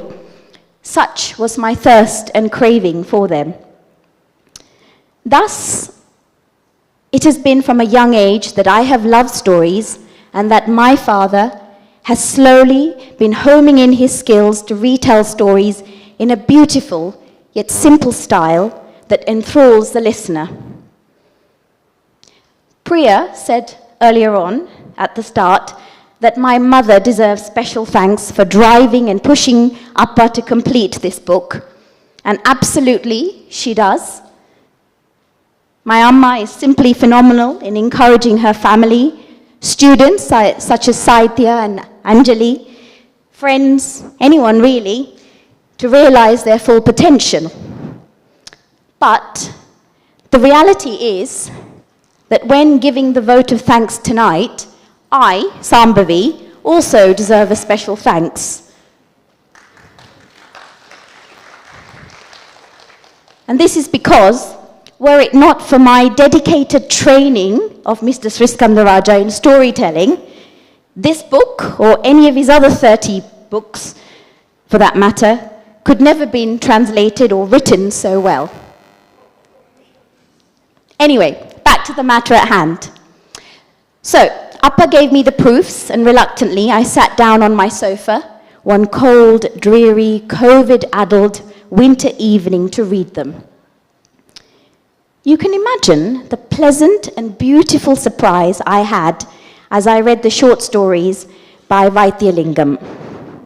I felt instantly transported to my childhood, listening to the stories told by my father.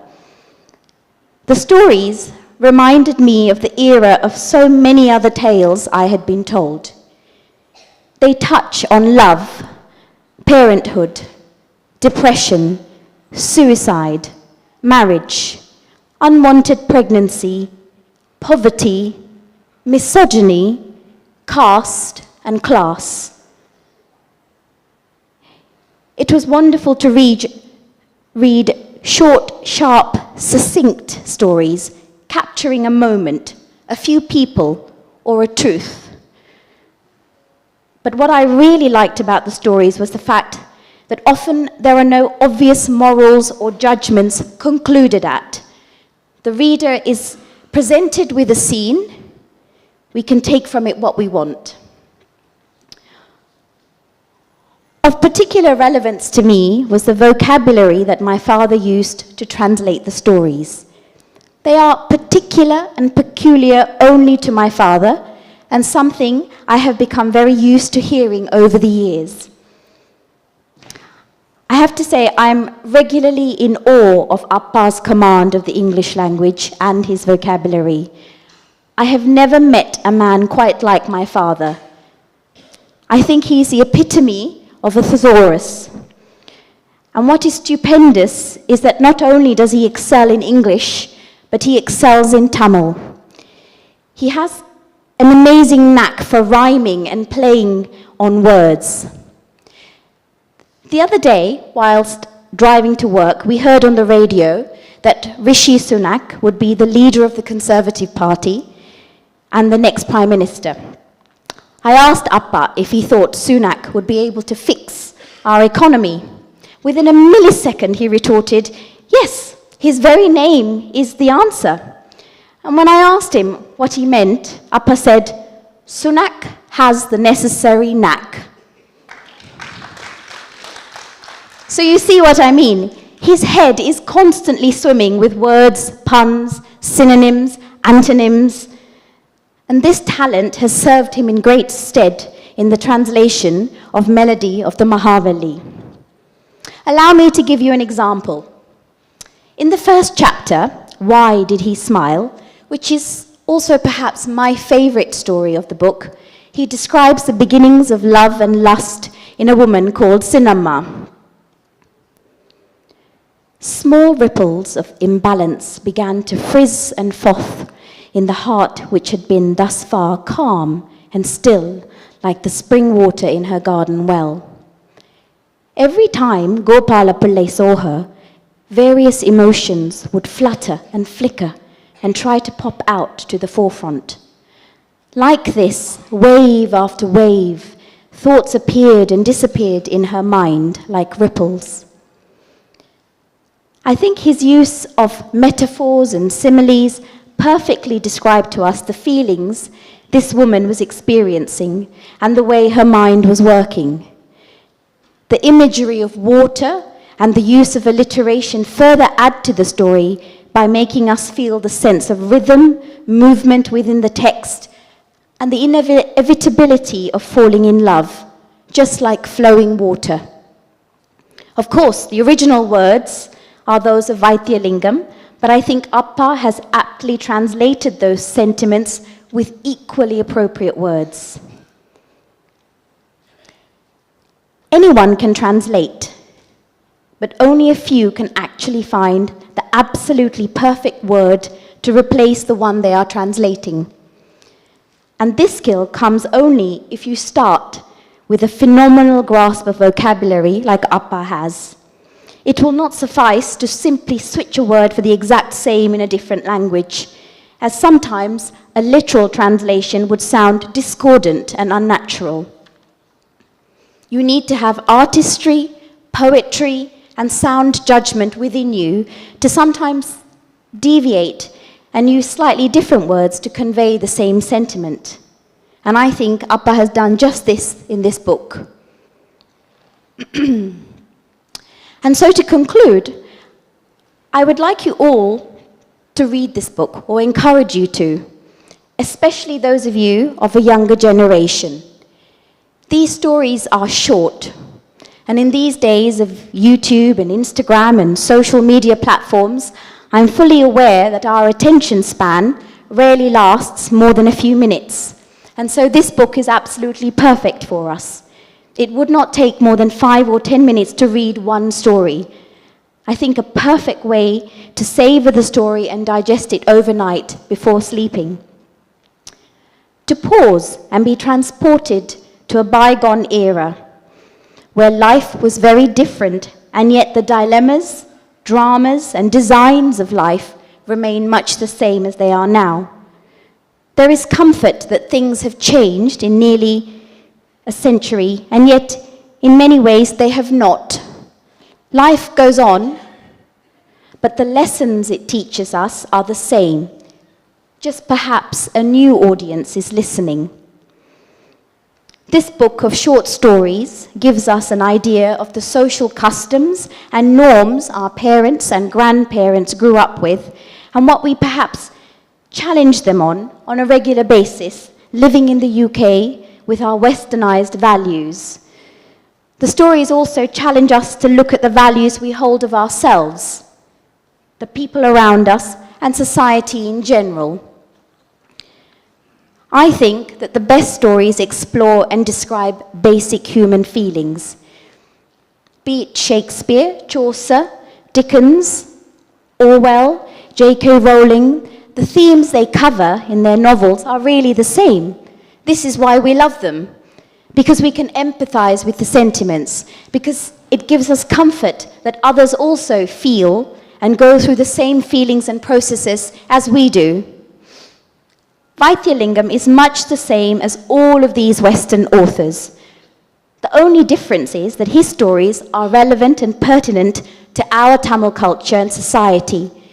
And it is important that we maintain some level of connection with our culture and customs, because this is an important part of us having our own unique identity. Identity and belonging is what gives us strength. Belonging to our family, our friends, our colleagues, our work organizations, a sports club, a music group, or anything else for that matter, makes us feel included and strong. Because we go from being one to many, and there is power in many. Likewise, we as individuals do not need to be defined by one thing only. I am not just a mother or a doctor. I am both of these things and a lot more. I am Tamil. I'm also British. I speak Tamil, but I can't write it. I love literature, and yet I'm a scientist. I love sushi, but I also love rice and crab curry. And this is what makes me unique and makes me strong. And this is what makes me feel happy to be me. So I'm grateful to Yamuna Auntie for bequeathing these stories to us, and for my Appa for having translated them into English, allowing us the chance to hear these stories which would otherwise not have reached us. We have been given an opportunity to refresh and fortify our links with our traditions and history, to make us strong and proud to be Tamil, proud to be us. And I hope that you, especially the younger generation, will snatch this gift and run with it. Thank you.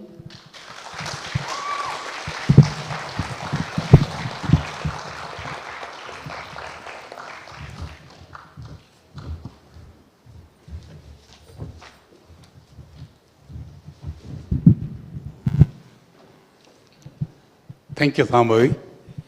She's a medical doctor by profession, and she has been a GP for 16 years, and her special interests are in women's health and cancer. She is interested in medical education, and she is a GP trainer as well, and also a GP appraiser. Thank you very much, Thambhavi, for your excellent review of the book. And you could have done literature than medicine, I suppose. Your deep involvement in literature is highly impressive. Well, then the next speaker is Miss Sadhana Tharmendiran, the granddaughter of Yamuna, and she's in grade 9. And she belongs to a great tradition of literary tradition, and she's going to talk about great grandfather's literary output. So it is an excellent opportunity for Sadhana to review her great grandfather's short stories. It's an excellent moment for us to watch her review. Come on.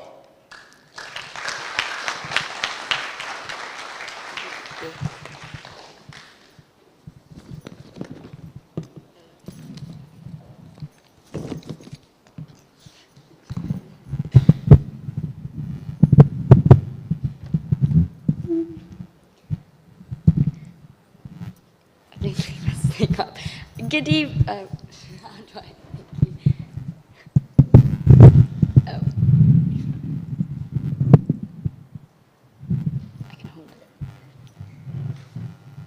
Good evening, ladies and gentlemen. My name is Sadhana, and I'm the granddaughter of Yamuna Tharmendiran, who's the daughter of the late Mr. Vaithialingam. From a young age, I've always had a love for books and reading. Whenever I would talk passionately about a specific author, my parents and grandparents would remind me that my own great-grandfather was an author as well. Even though I never met him, I was always in awe that someone related to me could have a book published. It was always a dream of mine to be able to read these short stories, and now this dream has finally come true. I've had the honor of reading this beautifully translated book, and my already high expectations have been thoroughly exceeded. Melody of the Mahaveli consists of 18 wonderful short stories, all of which include many detailed descriptions and in-depth storylines. Yes, the stories are lovely to read, but the thought behind each one makes them individually all unique. Each of the stories are engaging and the writing is beautiful. One of my favorite stories is story number 17, The Spring of Compassion. I love this story for many reasons, primarily, however, because of the main character, Devi. I'm saying it wrong. Devi is a young girl who is very fierce and strong. She has good morals and is not afraid to voice her thoughts. She was very poor and looked after her sick mother on her own. The story starts with Devi trying to herd a cow. She finds out it is Murugan's cow, and after he mocks her for her techniques, she talks back to him, even though he is a well-respected man. Muttu, the native physician, was watching their encounter and was shocked by Devi's nerve and harsh words. He scolded her and said that if she were to find a suitable husband, she must stop speaking so rashly. She simply told him that no matter how lonely he thinks she'll get, she will never marry. She didn't care if people judged her. She stayed true to her decision. One day, Devi was walking home late at night by herself. Murugan sees her and teases her. She once again speaks her mind. But then, unlike before, Murugan gets angry. However, Devi is lucky, and Viren, another man in their town who could potentially marry Devi, stops Murugan and fights him. Even though Devi was feeling hurt, later that night, she realizes that they just left Murugan injured in the woods. She believes that Murugan is truly a good man and realizes that she was being defensive. She knows that he was under the influence of alcohol, and she also knows that her words were a bit too harsh. So she wakes Muttu and tells her story. Then she goes to make sure Murugan is all right. I won't spoil it, but I love this story because I admired Devi's courage to admit to her mistakes and to always be kind to everyone around her. Yes, she was very firm and protective of herself, and sometimes took things a little bit far. However, she also recognizes that, and that's an honorable skill to have. As you read the story, you also learn about the horrors of Devi's past, which explains her behavior. Story number 4, Parvati, has some of the most beautiful writing. Here's a small extract from the first paragraph. As the light of the evening sun was exhilarating him, like the tune of the Mohana Ragam, he apparently forgot himself. By the time he reached the island of Kantale, the sun was sinking below the horizon. Mohana Ragam is a very beautiful major uplifting ragam. It is melodic, and when hearing it, one will undoubtedly feel happy. This metaphor was very clever, as you know how peaceful and positive the main character, Umarkanithan, must have been at the time. The story, The Sacrifice, is a great example of the depth of the descriptive writing in this book. In this case, the details of the forest has the reader physically transported. I myself could picture myself there.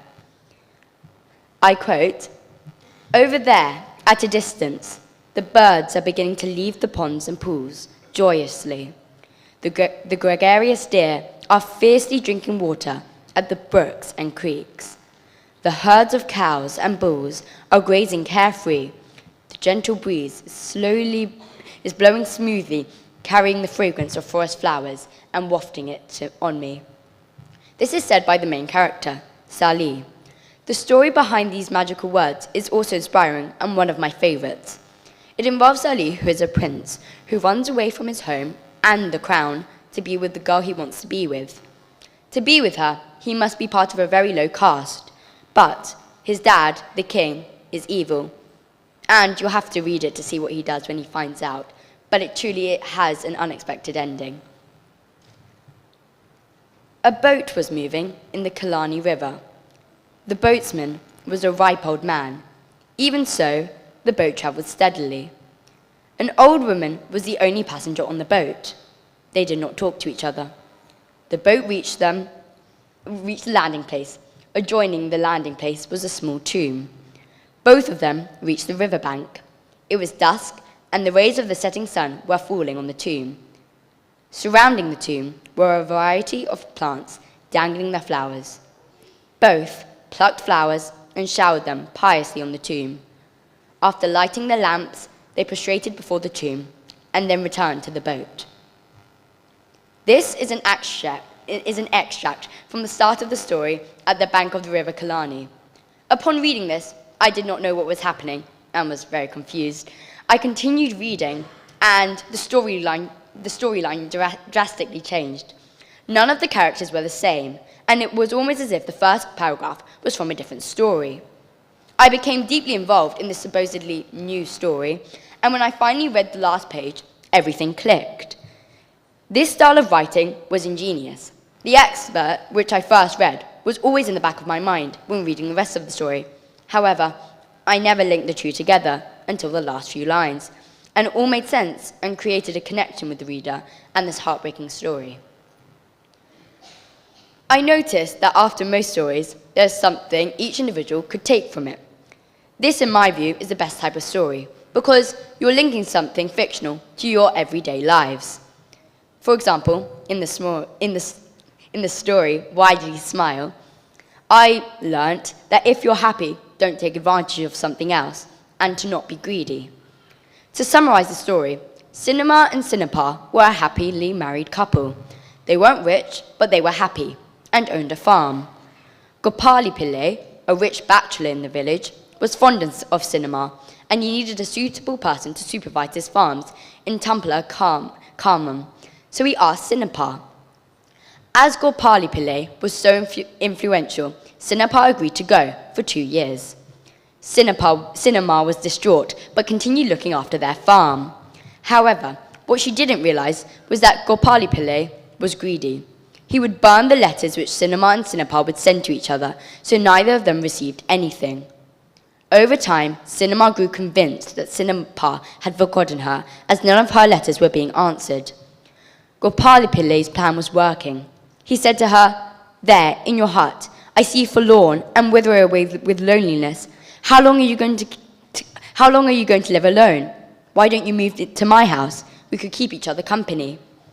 Cinema agrees. However, she feels as though she's being disrespectful towards Cinapa. On her way to move into his house, a gentle breeze reminds her of Cinapa, and she realizes what an awful mistake she's making. She was happy with Cinapa. She's done nothing wrong, so nothing has affected her relationship. It was as if Mother Nature had awakened something in her. She stormed into Gopali Pillai's house and declared that she would never move in. This teaches you that you always have a decision, and it's not too late to make the right choice. God will help guide you the right way, but ultimately, it's your decision.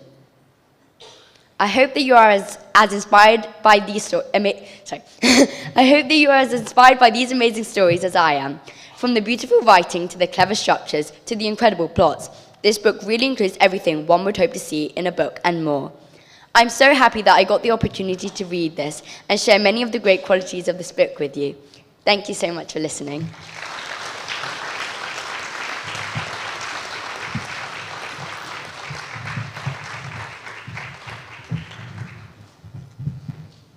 Actually, Sadhana has been reluctant, a bit scared to come to the platform earlier, and she is very smart. Great, wonderful. And as to her age, her comprehension of the short stories is excellent. Great analysis. Thank you very much. And now the second speaker is Miss Anjali Ravishankar. She is 18 years old, very charming, and recently graduated from Chigwell School and hopes to enter the university next year. She has learned Carnatic music from Mahaveli Sriskandarajah for some years back. Also learned Tamil and English from Sriskandarajah. And she will now speak about the impact that melody of the Mahaveli has had on her as a young reader. Anjali, come to the platform.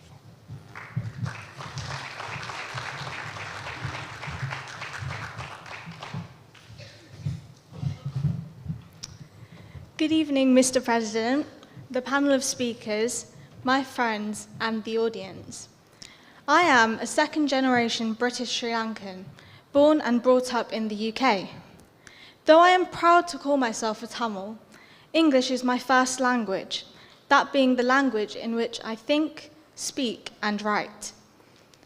During my secondary school education, I studied English literature and read novels by various writers, such as Shakespeare and Wilde, as well as short stories by authors such as Steinbeck and Poe.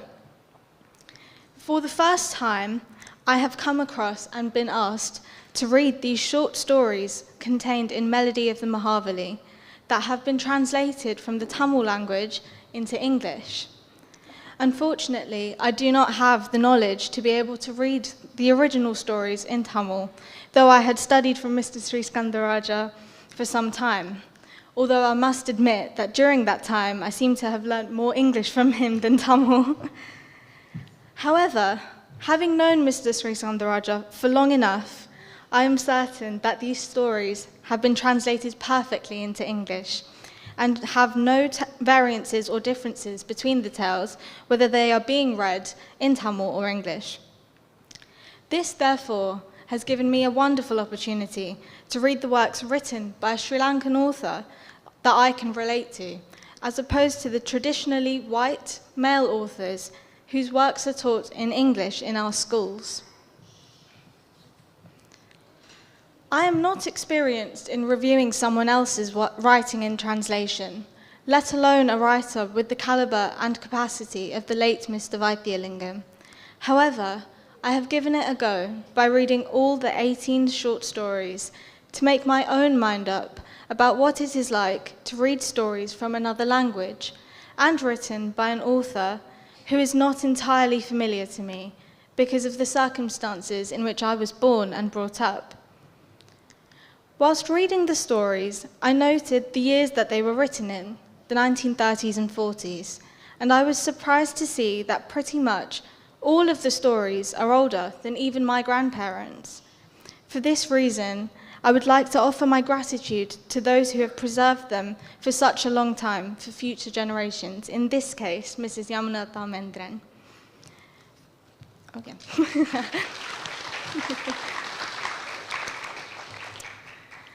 Furthermore, as I read through the stories, I observed that some of the common themes between them were that many of them explored the relationship between a man and a woman.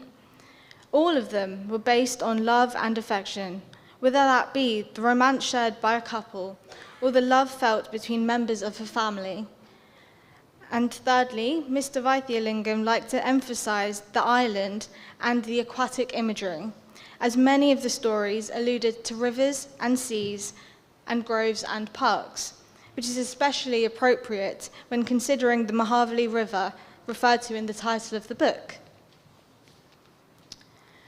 As a person with interest in women's and minorities' rights, some of the tales took me aback and sparked my curiosity about how the traditional attitudes and the caste system prevented people from living in an acceptable way back in Sri Lanka at the time. For example, it was fascinating to have an insight into how the society back in Sri Lanka and other parts of the world with shared cultures and languages viewed a widow, and how widows' rights to live and prosper were either limited or questioned. These stories also allowed me to question why our women there were seen differently to men, why women were not treated equally to men, and how they were seen simply as elegant and sophisticated beings, lacking in strength and intelligence when compared. Perhaps I will never know the answers as to why attitudes were like this there and then. I know not whether it has changed even today, but given my more liberal and modern attitude, it was certainly interesting to read about such a time and a people. One particular story that made me very interested in my roots and the background of my country is the fort of Sellathamby. Whilst reading this for the first time, I had asked myself whether this was a fictional tale or one with real facts in history. Despite knowing that Sri Lanka was once colonized and ruled by foreigners for almost 500 years, from 1500 to 1948, I was astonished to read about the power struggle among the respected and influential Tamil community leaders, whilst the country was under foreign occupation. For Sellathamby Muttaliyar to hold a high position in government, he must have been well educated, with a thorough knowledge in many languages, such as Portuguese and Dutch, especially as the story pans within two different foreign rulers' governments.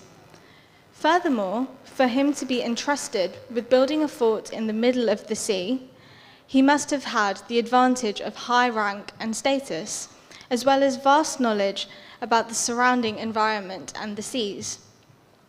These details revealed to me the phenomenal efforts which the Sri Lankan people had to take in order to survive and flourish in their own home country because of the domineering influence of the Western colonizers.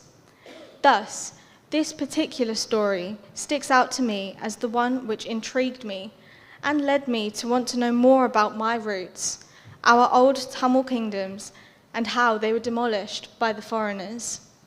It gives me an insight into history outside of the perspective of powerful and successful colonizers that have been accepted as the norm at that time, and allows me, as a modern young reader, to understand my ancestors' experiences. The impact that Mr. Vaithialingam's stories have had on me is that they have changed my attitude to Sri Lanka regarding both the country and its peoples. Throughout my life, I have gone to my parents' land, namely Sri Lanka, as a tourist, but from now on I would like to visit Sri Lanka with a sense of belonging, whether that be by meeting new people there or by visiting those old ruins and forts, wherever they may be. Though I have chosen only one story as a sample for my talk, I would say that all the 18 stories appeal to me in different ways and dimensions. I would very much wish that all the Tamil children of my generation should read this book, Melody of the Mahaveli, to get the real flavour of Sri Lanka and its peoples, particularly about my own Tamil people. I once again congratulate and thank Mr. Sriskandarajah for the valuable work he has taken.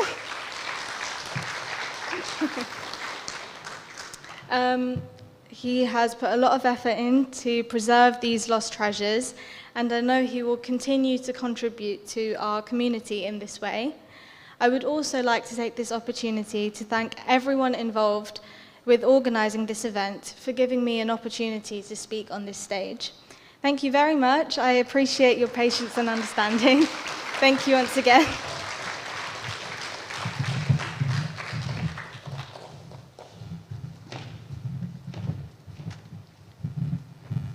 Thank you, Anjali.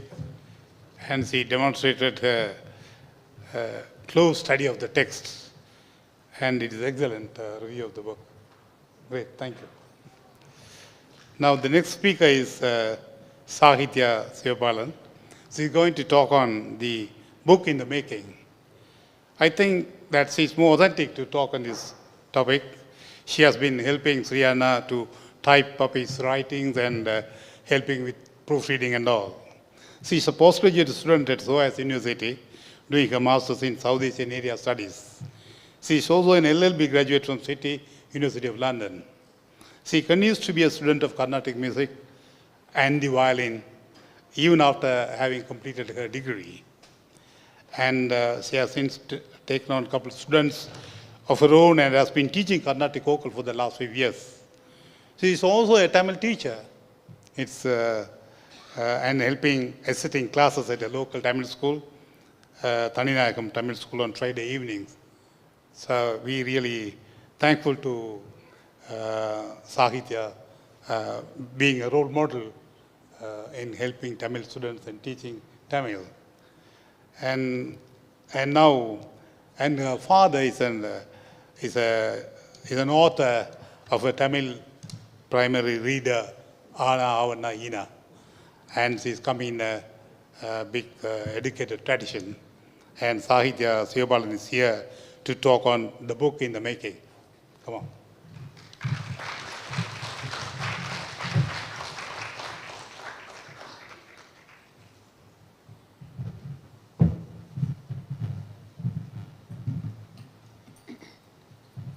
Mr. President, members of the panel of speakers, colleagues and friends, good evening to you all. For a moment, imagine being told that there is a book which contains a collection of delightful short stories which perfectly encapsulates your cultural identity, but you are incapable of understanding or appreciating them because you cannot comprehend the language in which they are written. This predicament is faced by many young members of our community today, depriving them thus of the treasures found in our own Tamil literature. One such treasure is late Mr. Vaithialingam's collection of short stories in the Ganga Geetham. As you have heard from the learned speakers who have spoken before me, his stories hold a special place in the heart of the many readers who have grown up with them, as well as others who have only recently discovered their simple but elegant beauty. To a great extent, this has been achieved thanks to Mr. Vaithialingam's ability to paint detailed and evocative pictures in the minds of his readers with simple and elegant language. In embarking on the task of translating the stories in the Ganga Geetham from Tamil to English, Sri Uncle has succeeded not only in reproducing them in another language, but also in building bridges between two cultures. Though most readers of this English book will be Tamils, I am hopeful and confident that many will not be. A passion of Sri Uncle's, which I share very deeply, is the desire to ensure the preservation and the promotion of Tamil culture amongst communities in South Asia and Western countries, as well as the wish to share the culture we love with others who are not Tamils. Mr. Vaithialingam's stories present a unique opportunity for this, as they encompass so many elements of our culture, from discussing our history, to our approach to family, to how we see life, death, and marriage. Sri Uncle has worked tirelessly in pursuit of producing a book in English, which could enable those unfamiliar with Tamil culture to gain a deep insight into a world which would otherwise be too remote and foreign to grasp. What he has achieved through this translation is not only bringing Mr. Vaithialingam's stories to a new audience of literature lovers who do not speak Tamil, but also introducing many people to the Tamil way of life. To me, Sri Uncle's translation of the Ganga Geetham also represents an invaluable gift to the young Tamil children who may be in danger of losing touch with their cultural identity. I would like to take this opportunity to express my gratitude to Sri Uncle for taking on this project and producing the melody of the Mahaveli. Whilst it is regrettable that the Ganga Geetham did not contain all of Mr. Vaithialingam's short stories, the compilation represents a significant contribution to Tamil literature. Exposure to the contributions of Sri Lankan writers such as Vaithialingam, Sammandan, Ilangiyar Korn, and Sivapragasam is an important element in the teaching of the Tamil history and the Tamil way of life to young Tamil students. Sriyanku has not only made it possible for the second generation Tamils who may not speak the Tamil language to peek into the imaginations and experiences of a Ceylon writer in the 1930s and 40s, but he has also granted this access to a substantially larger group of people by translating it into English. I will admit myself that without this translation, it is very likely that I would have missed out on Mr. Vaithialingam's filmic but insightful stories. As Sriyanku has put so eloquently in his translator's note, it is now up to us in the Tamil community to carry the torch which Mr. Vaithialingam had lit and to spread it to the whole world. However, I also believe it is worth reflecting on the value of the gift which Sriyanku has given to both us and the future generations to come. I am hopeful that the melody of the Mahaveli will be passed down through families and will be enjoyed and treasured by them, just as much as Mr. Vaithialingam's original stories have been over the years. Clearly, historical Tamil literature is of immense value for enabling children to connect with their roots and ancestors. To ensure they can benefit from this, despite their knowledge of the Tamil language being weakened by the pressures of growing up in Western countries, translation is now more important than ever. However, you may be wondering why Sriyanku would spend so much time and make such an enormous effort to painstakingly translate texts, such as the Ganga Geetham, using his pen and paper. Surely, one may rush to say that a simpler solution would be to input each sentence into Google Translate and out will flow perfectly translated versions of each of them. Sadly, this is not a solution. And no, it is not because of Sriyanku's distrust of modern technology, but because of the grotesque translation which Google machines produce in his own experience. Each of the many thousands of languages around the world is uniquely placed to encapsulate and communicate the essence of the history, culture, and beliefs of the people who speak it. Asking a computer to reproduce a text in another language, capturing the meaning, whilst also preserving the beauty and subtlety of feelings, emotions, and specific descriptions would be asking for a guaranteed failure. This challenge perfectly illustrates the need for human translation, as well as the immense challenges which a translator is presented with. Having seen firsthand the inconvenience and the frustration of being racked with doubts, indecision, and the difficulty of settling on a single word, I have developed a deep appreciation for the significance of the challenges faced by translators of literature. Mr. Vaithialingam has very deliberately selected particular words which capture the essence of the meaning he is trying to convey to the reader. Many such words are completely unique to the Tamil language and have no perfect equivalents in English. The result is a text which is exceptionally elegant for the Tamil readers to enjoy and contains many subtle but powerful descriptions. However, retaining the beauty in this subtlety without resorting to convoluted and less elegant descriptions in English presents the translator with a formidable challenge.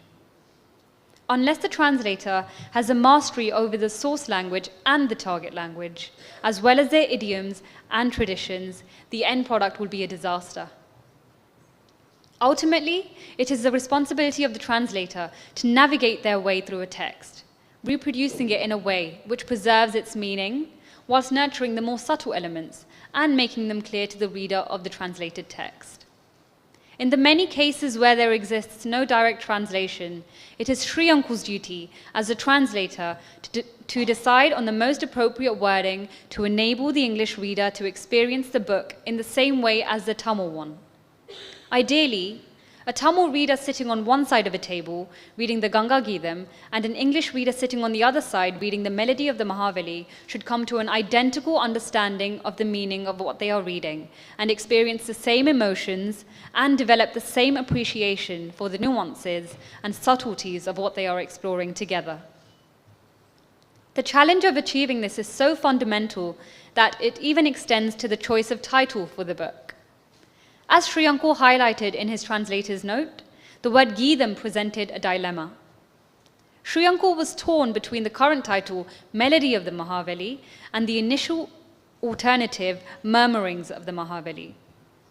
Failing to earn the approval of his friends in the Vaithialingam literary circle, he settled on the title Melody of the Mahaveli, and personally, I think this was the best choice too. Along with the title name, the other crucial element of a reader's first interaction with a book is the design or picture on its front cover. The cover of a book is not merely a decoration or an advertisement for its contents. If designed well, a book cover has the power to transport the reader to the world he is about to enter and can conjure up the emotions they will experience when they delve deep into the text inside. So, with this at the forefront of my mind, I was naturally very reluctant when the responsibility of outlining what the design of the cover should be was assigned to me. I hope the final cover design, which evolved after several discussions with the printers and a few others, captures the two things which speak to me most about the Melody of the Mahaveli. Firstly, for me, much of the beauty of Mr. Vaithialingam's stories lies in their simplicity, both in language and meaning. Many of the stories have only a few characters, simple plots, and use uncomplicated language, yet say much more to the reader than the words there can describe. I hope the simple design of the cover is a suitable reflection of the elegance of the works of Mr. Vaithialingam and Shriyankur. Secondly, it was our wish that the cover should transport the reader to Sri Lanka and should evoke the essence of rural living by the Mahaveli River. I hope that we have succeeded in these ambitions. To conclude, I would like to say a few words about my experience of working with Shriyankur on this book. It is always a privilege to work with Shriyankur on his many literary projects. I often tell my mother and laugh about how I would go to his house with the objective of doing or learning something seemingly straightforward, and invariably return home having delved deep into that and then branched out into many associated topics, thoroughly exploring those too. Shriyankur is an exhaustive man. Mind you, I didn't say exhausting, I said exhaustive. This quality is what makes me feel so confident that he is the best person to have taken on a task as challenging and time-consuming as translating stories, which are loved and cherished by so many people from Tamil into English. Beginning with the reverence and respect he shows towards the original texts, Shriyankur's approach is one of immense passion, care, and scrupulous attention to detail. Consequently, Shriyankur has considered and included all elements which enthralled the Tamil readers of the Ganga Geetham and has therefore succeeded magnificently in his attempt to preserve the magic of Mr. Vaithialingam's stories whilst opening up their beauty to a whole new audience. It is for this reason that I call Shriyankur an exhaustive man. My hope is that all lovers of literature, regardless of their mother tongue, will welcome the arrival of the Melody of the Mahaveli. Even if you do not always find yourself reaching for fiction on the bookshelf, I urge you to give this book a try. I am certain you will derive as much pleasure from reading it as I have in the preparation of this great book, Melody of the Mahaveli. Thank you.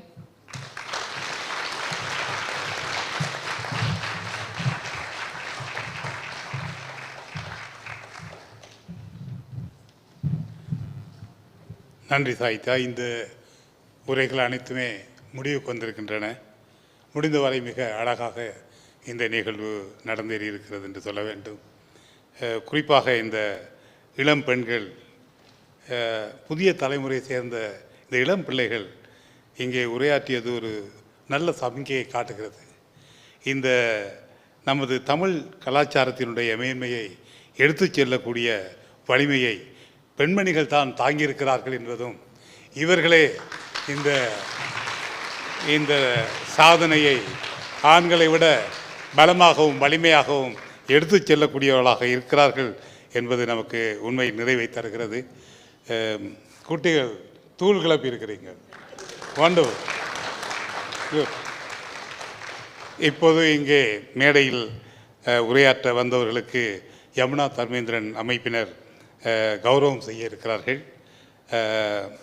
நான் இங்கே இந்த பேசிய வரிசையில் அவர்களை அழைக்கிறேன். அவர்களுக்கு அவர்கள் மலர் மாலை சூட்டி கௌரவம் தர இருக்கிறார்கள். முதலில் கவிஞர் ராஜமனோகர்.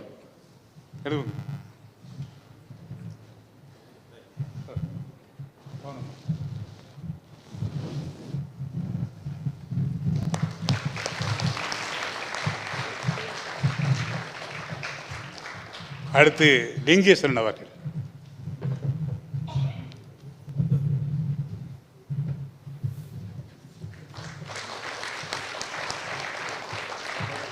அடுத்ததாக நற்குண தயாளன் அவர்கள்.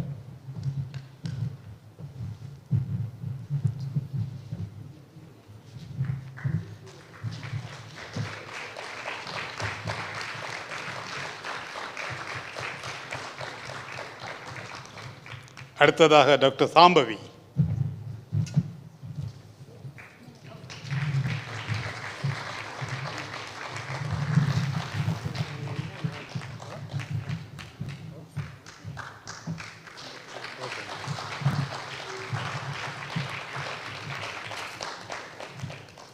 அடுத்ததாக சாதனா தர்மேந்திரன், தர்மேந்திரனின் கிராண்ட் சில்ட்ரன்.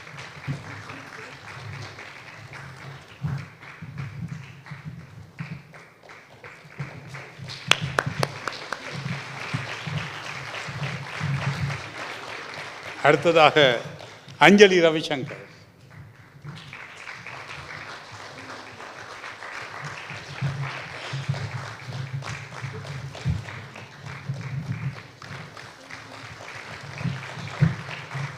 அடுத்ததாக சாகித்யா சிவபாரதி.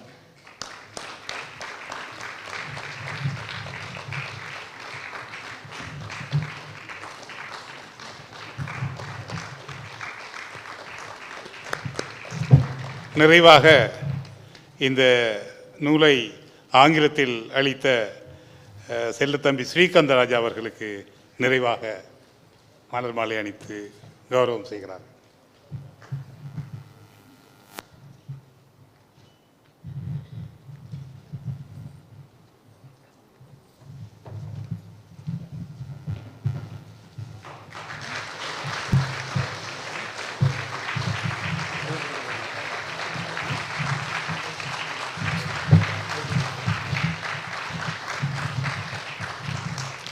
நிறைவாக இந்த நிகழ்வின் முத்தாய்ப்பாக ஸ்ரீஸ்கந்தராஜா அவர்கள் இந்த நூலினை மொழிபெயர்த்த அனுபவத்தின் பின்னணியில் இந்த நிறைவுரையாற்றுவார்கள். ஸ்ரீஸ்கந்தராஜா அவர்கள்.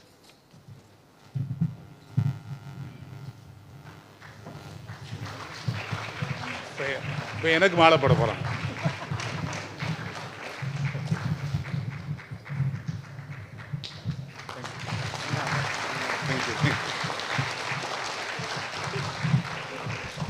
என்னடா இதுவரையும் தனக்கு கிடைக்கலன்னு யோசிச்சிருப்பார். அவர் கடைசியில் வச்சு தான் செய்வோம்னு நாங்கள் நினைச்சது. மற்றவை எல்லாம் தலைவருக்கு முதல்ல செய்தான் செய்கிறவன், நாங்கள் மற்ற மாதிரி செய்தோம். நன்றி.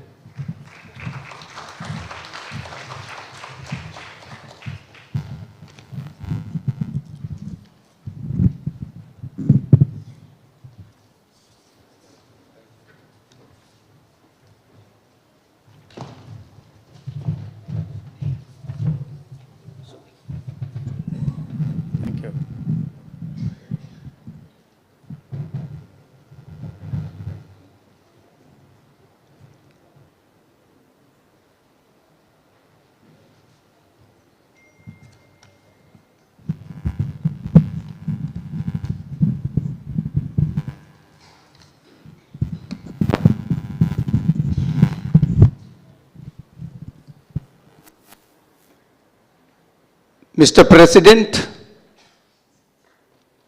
panel of speakers, including the children, the audience, situation demands looking at the Tamil audience that I should speak only in Tamil. But propriety and courtesy demand that at least a few words I must speak in English also. I think the second part I have done by speaking these words.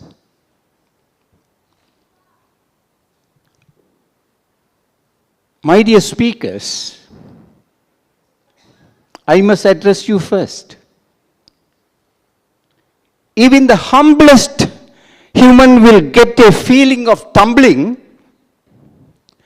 and stumble for words if he is praised and raised upon being appraised and assessed by all and sundry in the podium. I, being not so humble, feel worse, and words fail me.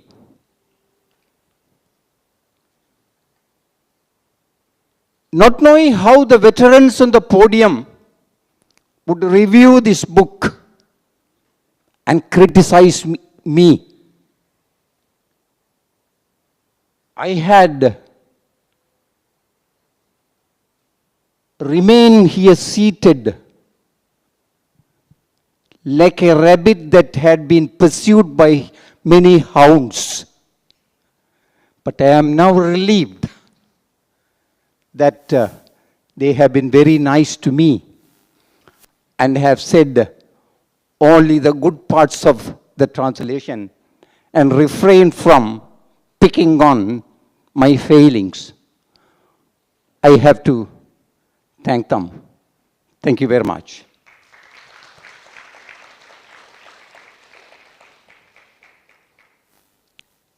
You have heard enough about the book, and therefore I am spared from delving deep into the book now. I will comment on 2 or 3 matters only. Firstly,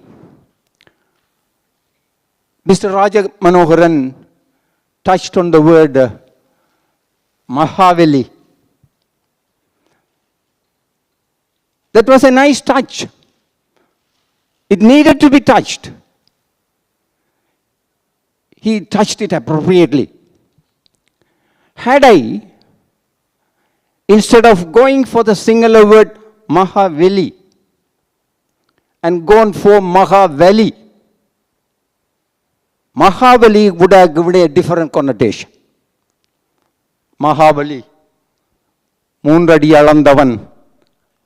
I had that fear, and I had to avoid using a proper Mahaveli there. Then coming to Mr. Natkunathayalan about the melody. English words like Tamil or perhaps like Sanskrit are so pregnant with many meanings. The word melody we construe only in one sense.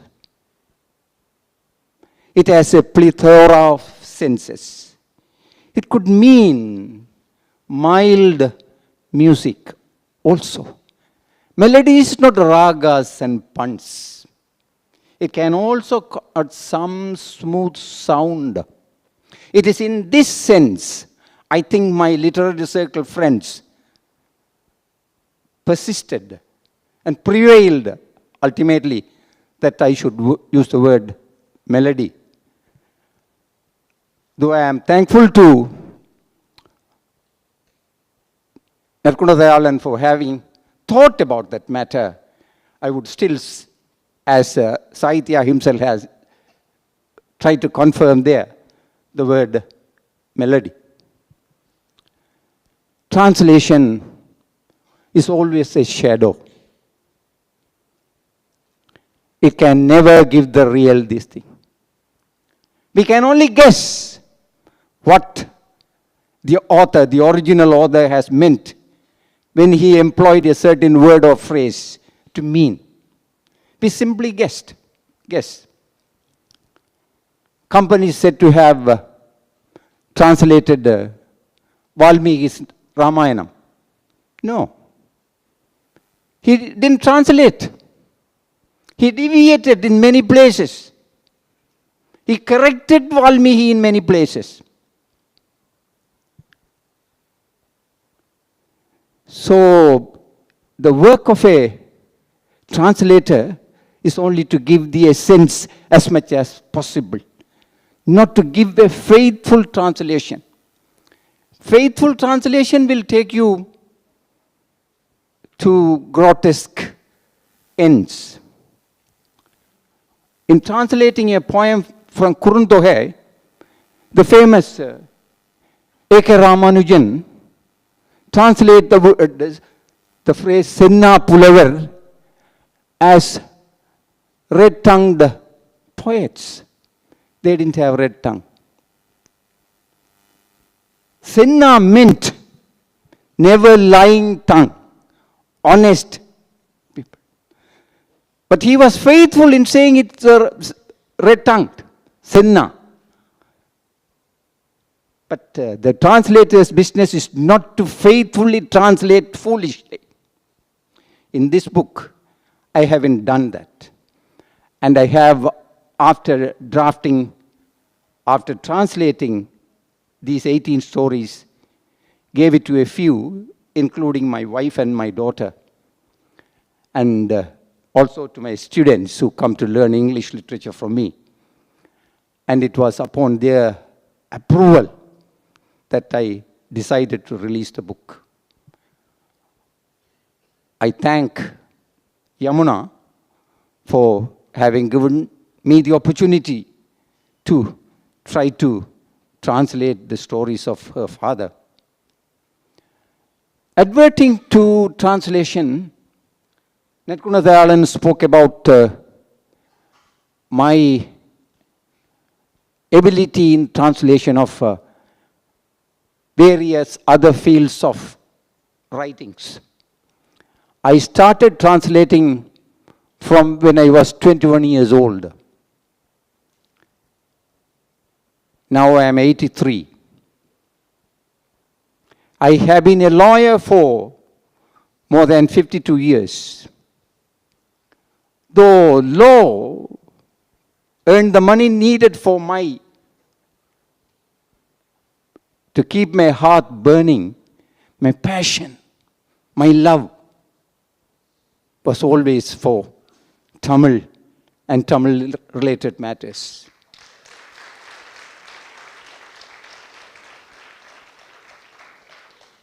As the President just said, I have been always dabbling with the Sangam literature.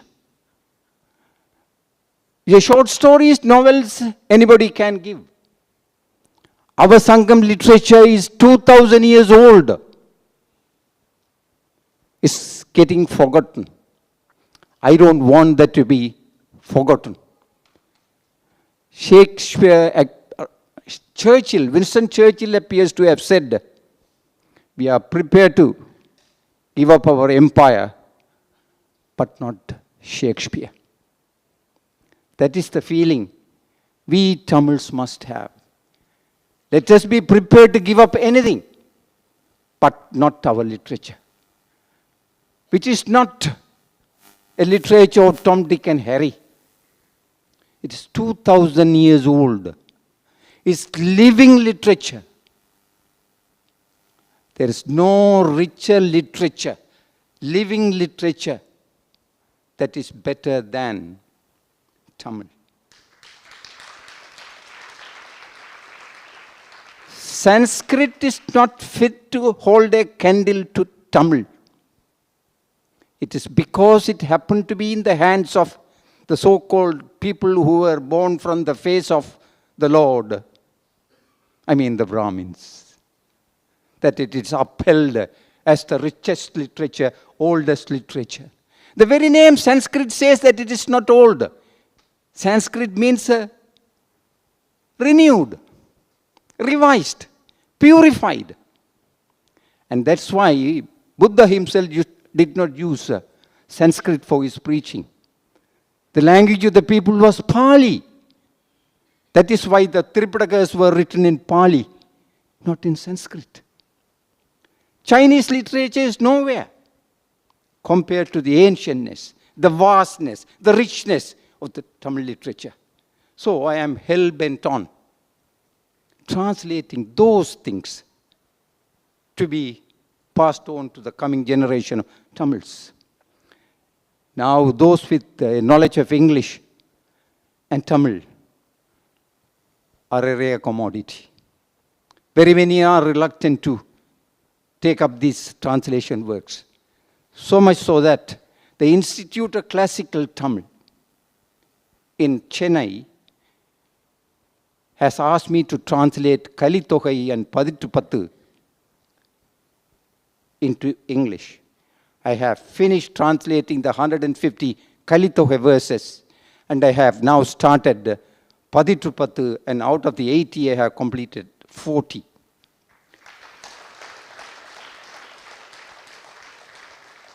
This is my mission.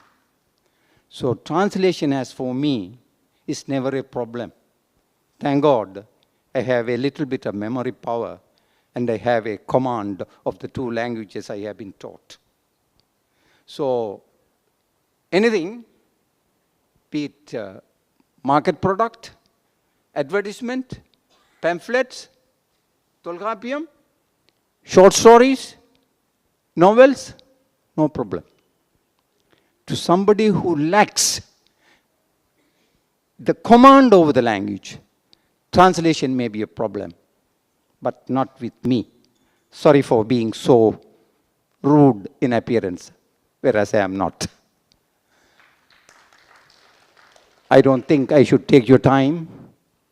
This is, as has been advocated and told by the panel of speakers, it's a good book.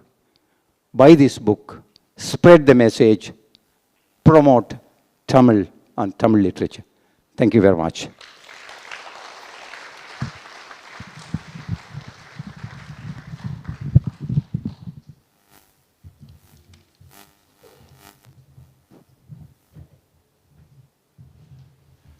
இந்த நூலை வெளியிட்ட பிரதிகளை வாங்குகின்ற வைபவத்திற்கு முன்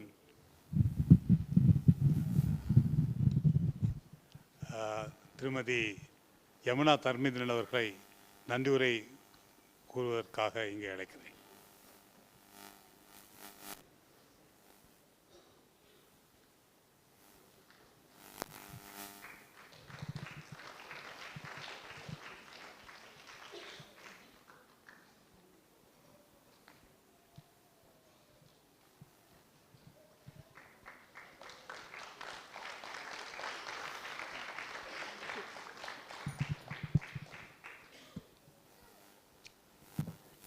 வணக்கம் எல்லாருக்கும். நான் எனது நன்றி உரையை கூறும் முன் கட்டாயம் உங்களோட இந்த சம்பவத்தை, என் அப்பாவின் எழுத்துலக வாழ்க்கையில் நடந்த ஒரு சம்பவத்தை சுருக்கமாக உங்களுடன் பகிர விரும்புகிறேன். கல்கியின் பொன்னியின் செல்வன் திரையரங்குகளில் மும்முரமாக உலா வந்து கொண்டிருக்கும் இந்த நாட்களில் என் அப்பாவின் எழுத்துலக வாழ்க்கையில் நடந்தது ஒரு முக்கியமான சம்பவம். 1940ஆம் ஆண்டின் முற்பகுதியில் கல்கி என்கின்ற அமரர் கிருஷ்ணமூர்த்தி அவர்கள் பொன்னியின் செல்வன் நாவல் சம்பந்தமாக இலங்கைக்கு வந்து கோல்ஃபேஸ் ஹோட்டலில் தங்கியிருந்தார். அந்த சமயம் என் அப்பா அமரர் கல்கியை எப்படியாவது சந்திக்க வேண்டும் என்ற அவாவில் ஹோட்டலுக்கு சென்றிருந்தார். சாதாரண தோற்றத்துடன் நின்ற என் தந்தையை பார்த்து அந்த ஹோட்டல் செக்யூரிட்டி உள்ளே விட மறுத்து விட்டார். அப்பாவோ ஒரு இளம் வாலிபன், அப்போ அவருக்கு ஒரு 26-27 வயது இருக்கும். தன் மனதை தளர விடாது பின்புற வாயிலாக கல்கி தங்கியிருந்த அறைக்கு சென்று கல்கியை சந்தித்தார். இது 1940ஆம் ஆண்டுகளில் நடந்த விஷயம். கல்கி அவரை அன்புடன் வரவேற்று வார்த்தைகளை பரிமாறிய பின் அப்பா தன் கைப்பட எழுதிய பால்கஞ்சி என்ற சிறுகதையை அவரிடம் கொடுத்து, இக்கதையை கல்கி அந்த சமயம் ஆனந்த விகடன் பத்திரிகைக்கு ஆசிரியராக இருந்தார். பிறகுதான் அவர் கல்கி ஆசிரியராக வந்தார். அப்பொழுது அவர் ஆனந்த விகடன் ஆசிரியராக இருந்த பொழுது அப்பா தனது கைப்பட எழுதிய ஒரு சிறுகதையை கொடுத்து, இதை நீங்கள் உங்கள் ஆனந்த விகடன் சஞ்சிகையில் பிரசுரிப்பீர்களா என்று தயக்கத்துடன் கேட்டார். கல்கியும் அதை பார்த்து பார்க்கலாம் என்று கையில் எடுத்துக்கொண்டு போய்விட்டார். வெளியே வந்த என் அப்பா தனக்குள் இவர் அங்கே பிரசுரிக்கப் போகிறார், பரவாயில்லை, கல்கியை சந்திக்கும் வாய்ப்பாவது எனக்கு கிடைத்ததே, அது பெரிய பாக்கியம் என்று மனதை தேற்றிக்கொண்டு வீடு திரும்பினார். சில வாரங்கள் கழிந்தன. கல்கி அக்கதையை ஆனந்த விகடன் அந்த வார இதழில் முத்திரையை கதையாக வெளியிட்டு 15 ரூபாய் பரிசாக அனுப்பியிருந்தார்.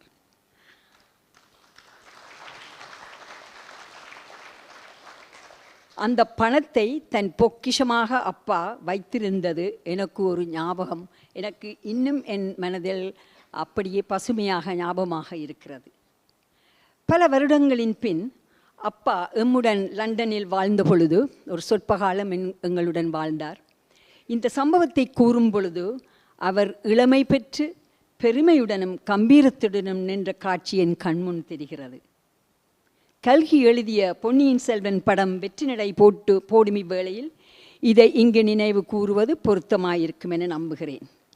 அந்த கதைதான் ஆங்கிலத்தில் ஸ்ரீ அண்ணாவால் மொழிபெயர்க்கப்பட்ட 18வது கதை மெலடி ஆஃப் மகாவலியில் கதையான ரைஸ் குரூவல் என்ற பால் கஞ்சி ஆகும்.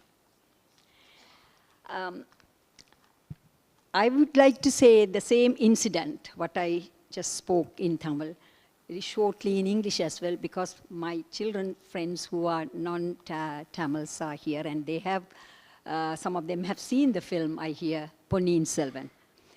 The great epic Ponniyin Selvan is in the air. I think this is the appropriate time for me to relate an interesting incident which happened in my appa's life. It was in the early 1940s when Kalki, that his name is Krishnamurthy, visited Sri Lanka for one of his research trips in relation to the novel he was writing, Ponniyin Selvan. Kalki was staying at the Golf Face Hotel, Colombo. My father, being a great admirer of Kalki, wanted to meet him. The security at the entrance didn't let him through, wondering why this ordinary man was interested in meeting the writer. Appa courageously tried entering through the back door, and somehow or the other, he met Kalki. Kalki welcomed him, and my father expressed his love of writing and how he was inspired by him. My father had one of his short stories in a handwritten script and asked Kalki if he would publish it in his magazine Ananda Vikadan, where Kalki was the author at the time before taking over the Kalki magazine. Kalki agreed and took the story in his hand. My father left the place happily, but also with doubts as to whether this writer would even read his story, alone publish it. At the same time, he was quite happy that he was able to meet and talk to Kalki. You won't believe it. Kalki read it, published, and even chose it as the best story of the week in Ananda Vikadan magazine. He sent 15 rupees as a prize, which my appa treasured it in our family jewelry box. As far as I remember, it was kept safely in there and not used. The story shared was called Pal Kenji, Rice Gruel, in this translated book. I'm so proud to share this with you all, as my appa's encounter with Kalki was so prestigious and relevant even in this day and age. Thank you for listening.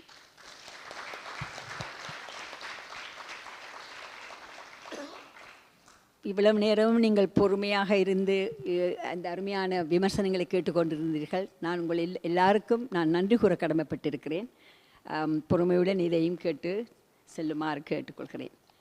இந்த விழாவின் மணிமகுடமாக அமர்ந்திருக்கும் என் மதிப்பிற்கும் அன்பிற்கும் பாத்திரமாய் விளங்கும் அண்ணன் ஸ்ரீஸ்கந்தராசா அவர்களுக்கும் திருமதி மாதினி ஸ்ரீஸ்கந்தராசா அவர்களுக்கும் இந்த நூல் வெளியீட்டு விழாவினை தலைமை தாங்கிய பேராசிரியர் நித்யானந்தன், ஆய்வுரையாற்றிய திரு ராஜமனோகரன், திரு லிங்கேஸ்வரன், திரு நற்குணதயாளன் மற்றும் டாக்டர் சாம்பவி, சாகித்யா, அஞ்சலி, சாதனா ஆகியோரையும் எங்கள் அழைப்பை ஏற்று வந்துள்ள அனைத்து அன்புள்ளங்களுக்கும் என் அன்பு வணக்கம்.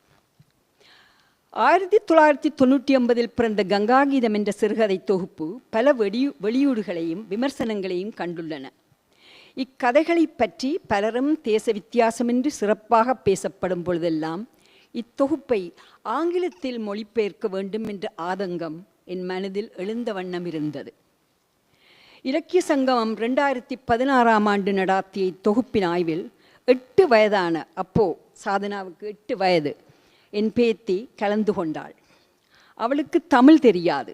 அவள் என்னை பார்த்து தாத்தி, அம்மம்மா என்று நாங்கள் சொல்லிக் கொடுக்கவில்லை, ஏதோ தாத்தி என்று தாத்தா தாத்தி என்று அவள் சொல்கிறவள், தாத்தி can you translate our great grandpa stories in English என்று கேட்டாள்.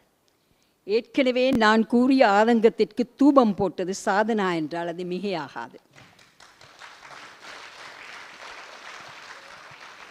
இப்படி சாதனா குட்டி கேட்டதும் எனக்கு பக்கென்றிருந்தது. என்னால் முடியாத காரியத்தை கேட்கிறாளே என்று. அன்றிலிருந்து மொழிபெயர்ப்பாளரை தேடும் படலம் ஆரம்பமாகியது. பலரிடம் முயன்றேன், பலன் கிடைக்கவில்லை.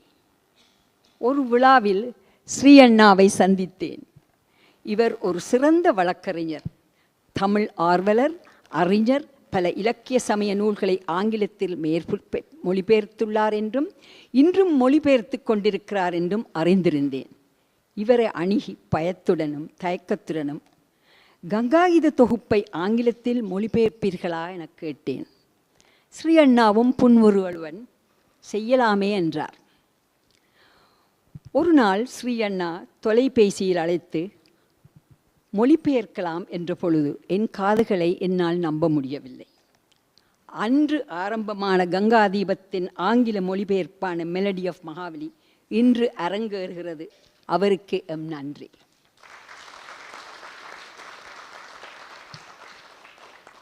கம்பன் வீட்டு கைத்தறியும் கவிபாடும் என்ற கூற்றுக்கமைய வித்வான் வேலனாரின் மகளுமான மாதினி ஸ்ரீஸ்கந்தராஜா ஆரம்பம் முதல் இன்று வரை இந்த பயணத்தில் தன் அனுபவத்தாலும் அறிவாலும் ஆற்றலாலும் தக்க நேரத்தில் தக்க பல உதவிகளையும் செய்து வழிகாட்டியமைக்கு மிகப்பெரிய நன்றி மாதினி.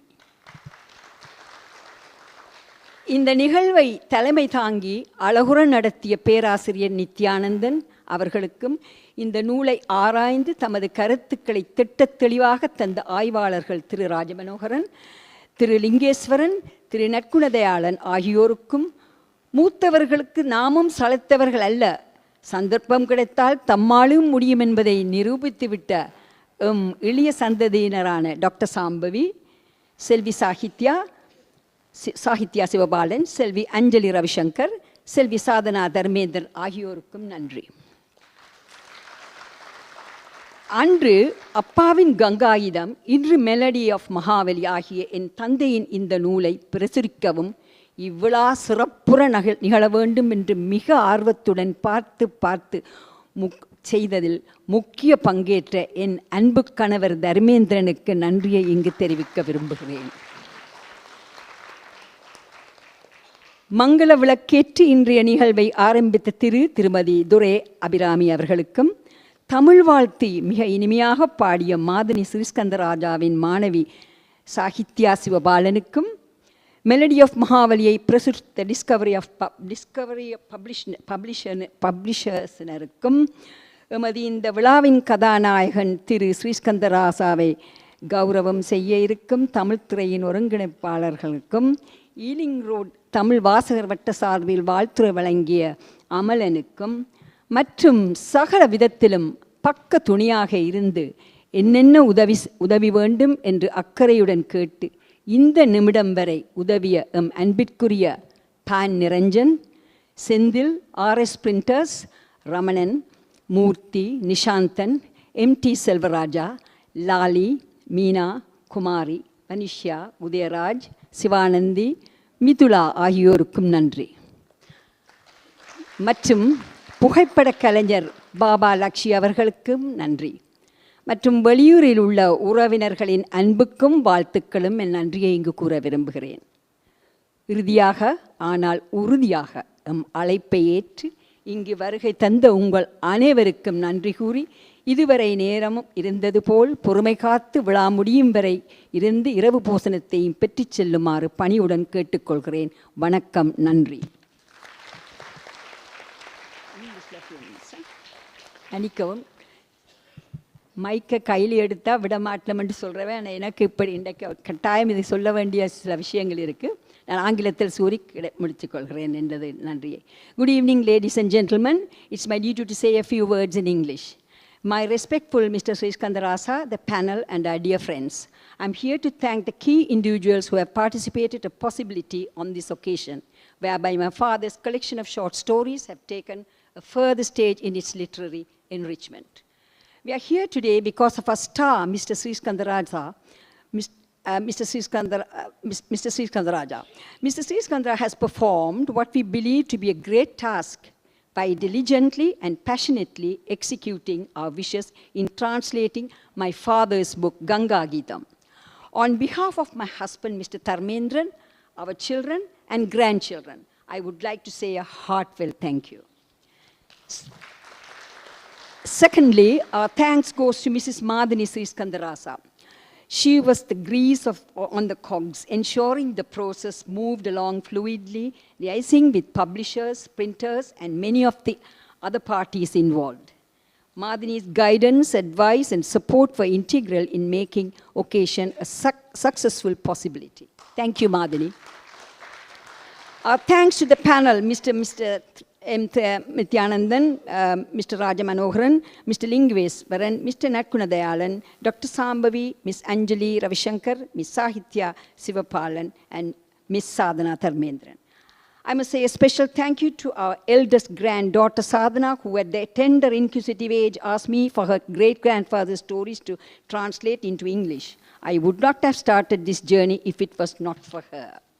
My biggest thanks goes to my dear husband, who has been a pillar for everything in my life. I have no words to express my thanks. Thank you, Sahithya Madhini student, Madhini student Sahithya, who beautifully sang the invocatory song. I also thank Mr. Niranjan, who has been there from day one and up to now. Also to Sendil, Raji, Lali, Kumari, Meena, Midula, Discovery Publishers, Vanisha, Udayaraj, RS Printers, Ramanan, Murthy, Nishanthan, Mulle Express, and my friends who persistently offered their help throughout. Also, thanks to Babu Lakshi for taking the photos. My thank goes to my relatives and friends from abroad who has been giving support and blessings. I would like to thank sincerely to all the audience who have come here to grace this occasion. If I have missed anyone, please accept my apologies, but please accept our gratitude. Finally, not least, I would like to thank my father, whose literary talent has enriched the lives of avid enthusiasts for many years, and now, thanks to the aforementioned, to do so for many more. Thank you.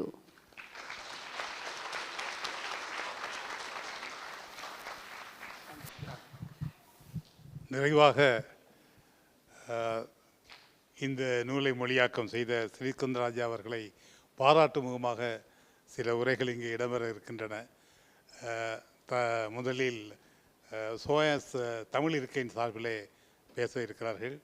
தயவுசெய்து பேசுபவர்கள் மிக மிகச் சுருக்கமாக தங்களுடைய பாராட்டுரை வழங்குமாறு தயவோடு பணிவோடு அன்போடு கேட்கிறேன்.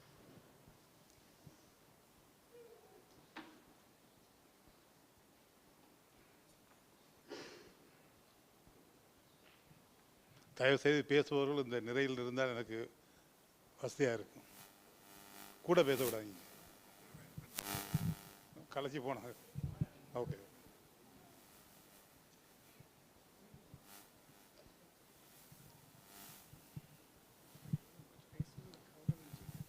ஓ வாங்க. Okay, S.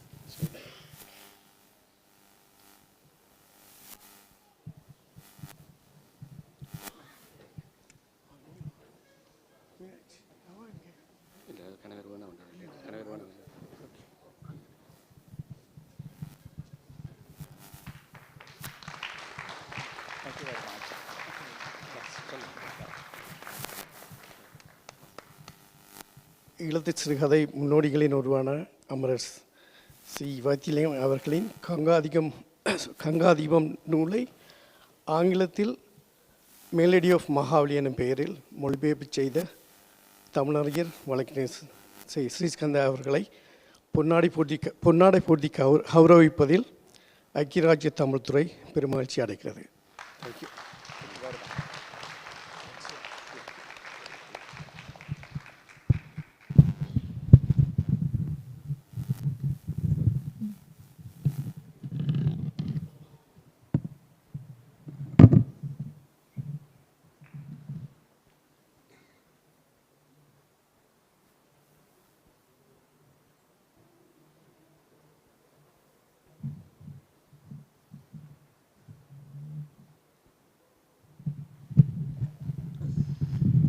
அடுத்ததாக யமுனா தர்மேந்திரன் தம்பதிகள் ஸ்ரீகந்தராஜா அவர்களுக்கு ட்ராஃபி வழங்கி கௌரவிக்கிறார்.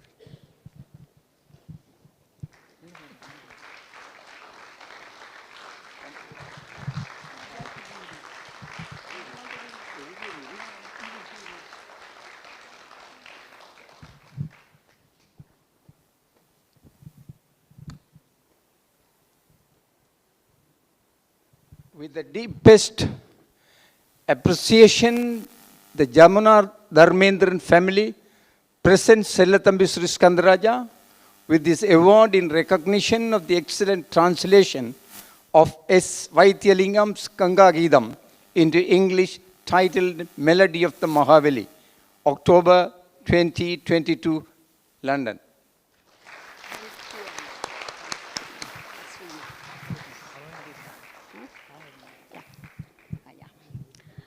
அடுத்ததாக மாதினி ஸ்ரீஸ்கந்தராஜா அவர்களை மேடைக்கு தயவுடன் அழைக்கிறேன்.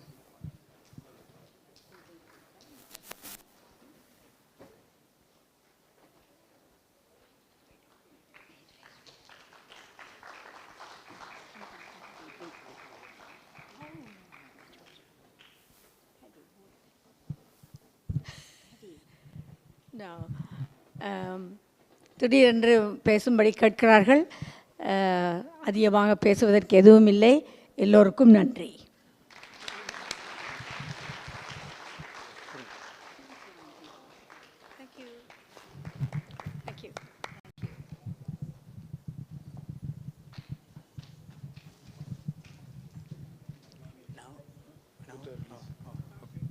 நீங்கள் தான் நிற்கணும், ஆக்களை கூப்பிடுறது.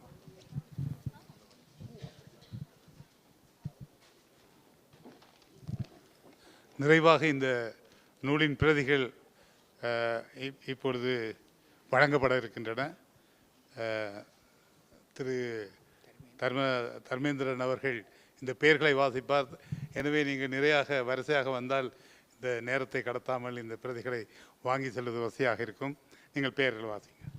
ஒரு சிறு திருத்தம். சில பேரின் பெயரை மாத்திரம் கூட போகிறேன் என்றால் இல்லாட்டி பெயர் சொல்லி கொண்டிருக்கவே நேரம் போயிடும். தயவுசெய்து மற்றவர்கள் முறையாக வந்து அப்படியே வந்தீங்கன்னா நல்லா. மணிக்கோணம் எல்லாட்ட பேரும் சொன்னால் 10 மணிக்கும் போக மாட்டோம். ரைட். முதலில் பிரேம் ஜனா அவர்களை அழைக்கின்றேன்.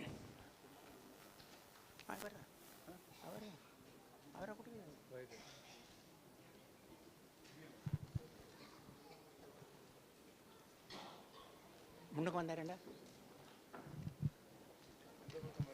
முன்னுக்கு வந்தாங்க, அப்படி வராங்க, முன்னுக்கு வாங்க. அந்த புத்தகம் இருக்காருல வைக்க.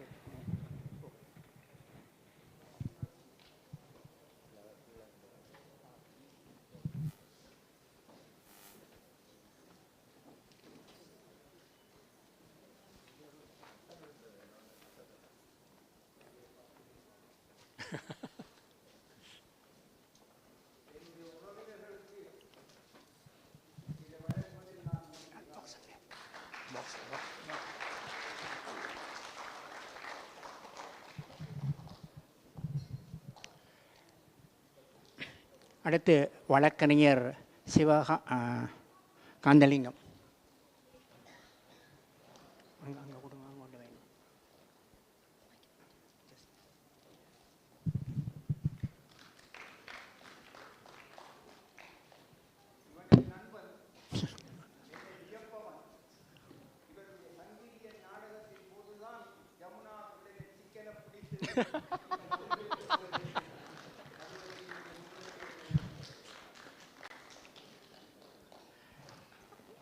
அடுத்ததாக மங்கள விளக்கேற்றிய எனது அருமை நண்பர், தமிழ் என்றால் உசிர், தமிழர் என்றால் உசிர், தமிழருக்கு எங்கே உதவியோ எல்லாம் செய்பவர் திரு அபி டேமன் துரை அவர்கள்.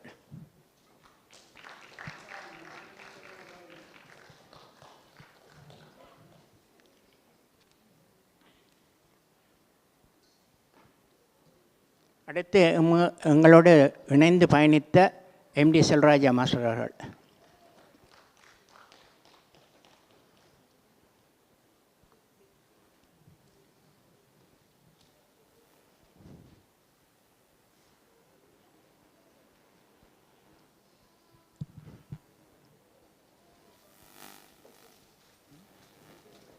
அடுத்ததாக இவர்களை தொடர்ந்து கணேசனே சாந்தாயமாங்கோ,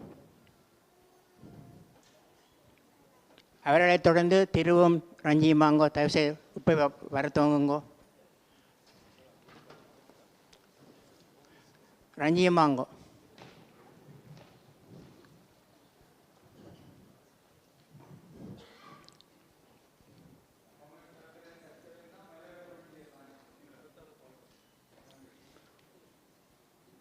செட்டியார் வருக.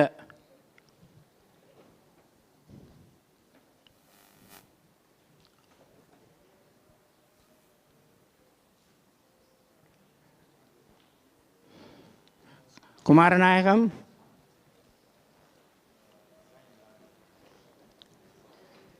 குலநாயகம்,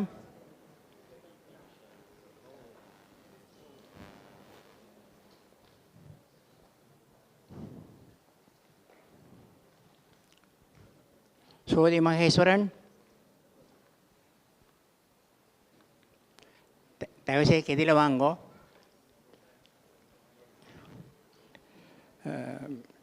ரவிசங்கர், யமுனா அருமை தம்பி எங்க?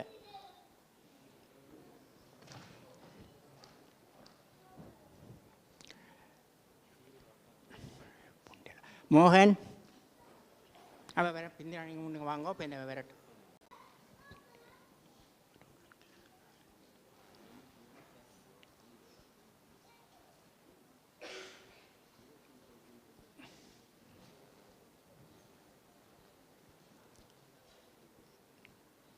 லோகன், லோகன் லாலி காணவில்லை. லோகன் கமான். சோதிரட்னம், சோதிரட்னம் ஷியாமலா, தயவுசெய்து கூப்பிடக்கூட வாங்க கீதியில். ரஞ்சனா அங்கே, ரஞ்சனா, ரஞ்சனா டீச்சர் எங்கே போட்டீங்க? கெதியில் வாங்க தயவுசெய்து. சுரேஷ் வாங்க, அவக்கு அடுத்தா வாங்க.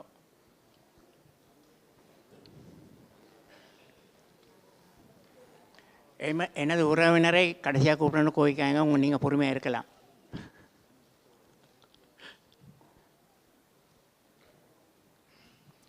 அமலன்,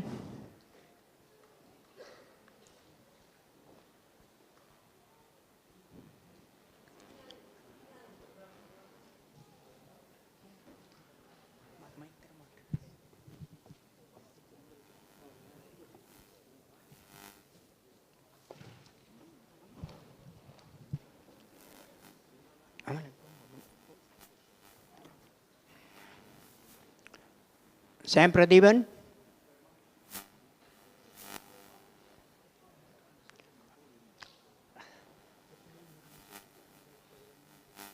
அது சாம் பிரதீபன்,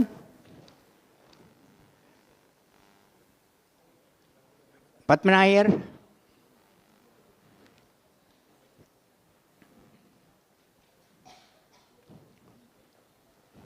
சத்யமூர்த்தி,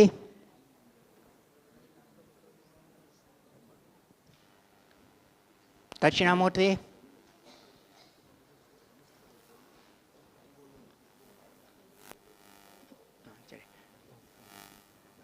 பரமேஷ் மாணிக்கவாசர் வாராம் அவருக்கு முந்தி.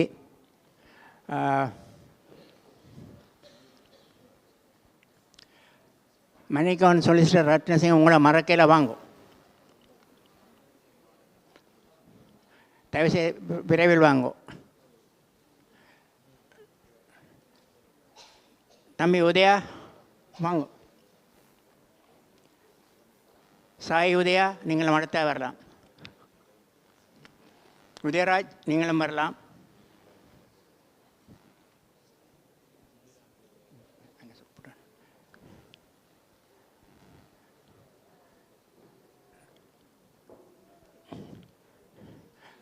சமந்தன் வாங்கோ. அனஸ் வாங்கோ.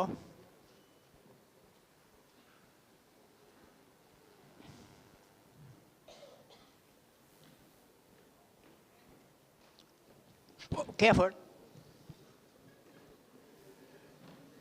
என்ன இப்போ பயப்படுத்துற? டாக்டர் தேவேந்திரா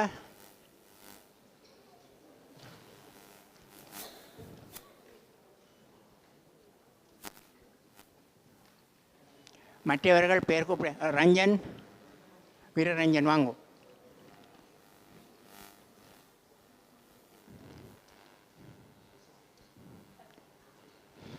நிரஞ்சன் வாங்கோ.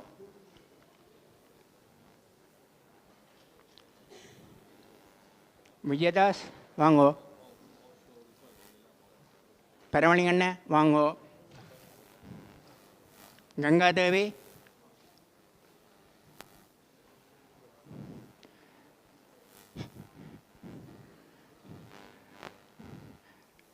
வரன் அண்ட் லோகியங் ஆண்டி வாங்கோ. சிவராஜா வாங்கோ. தனவும் வரலாம் அவரோட.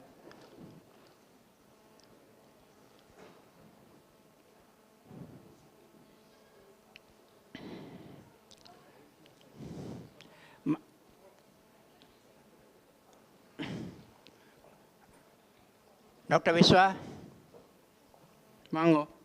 சுரபியம் விஸ்வா சுரபியம் வரலாம். பாபு ராமகிருஷ்ணன் வாங்கோ.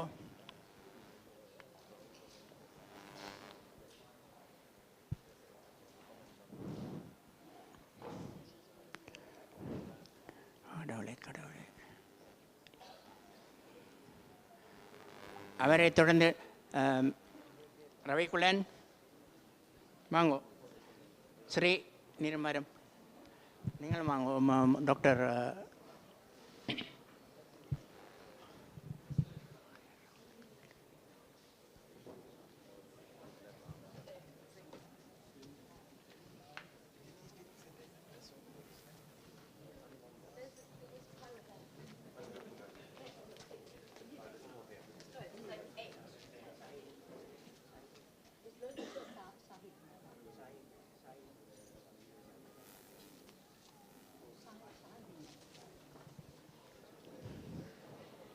Chandni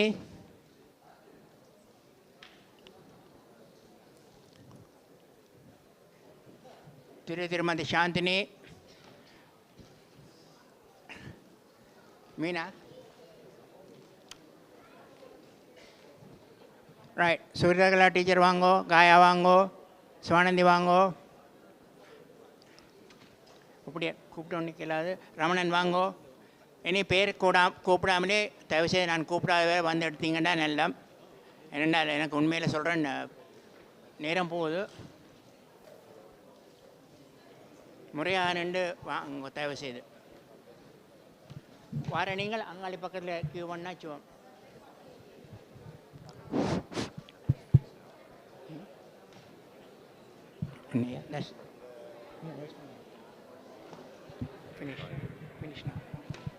Finished now. Yeah, it's finished.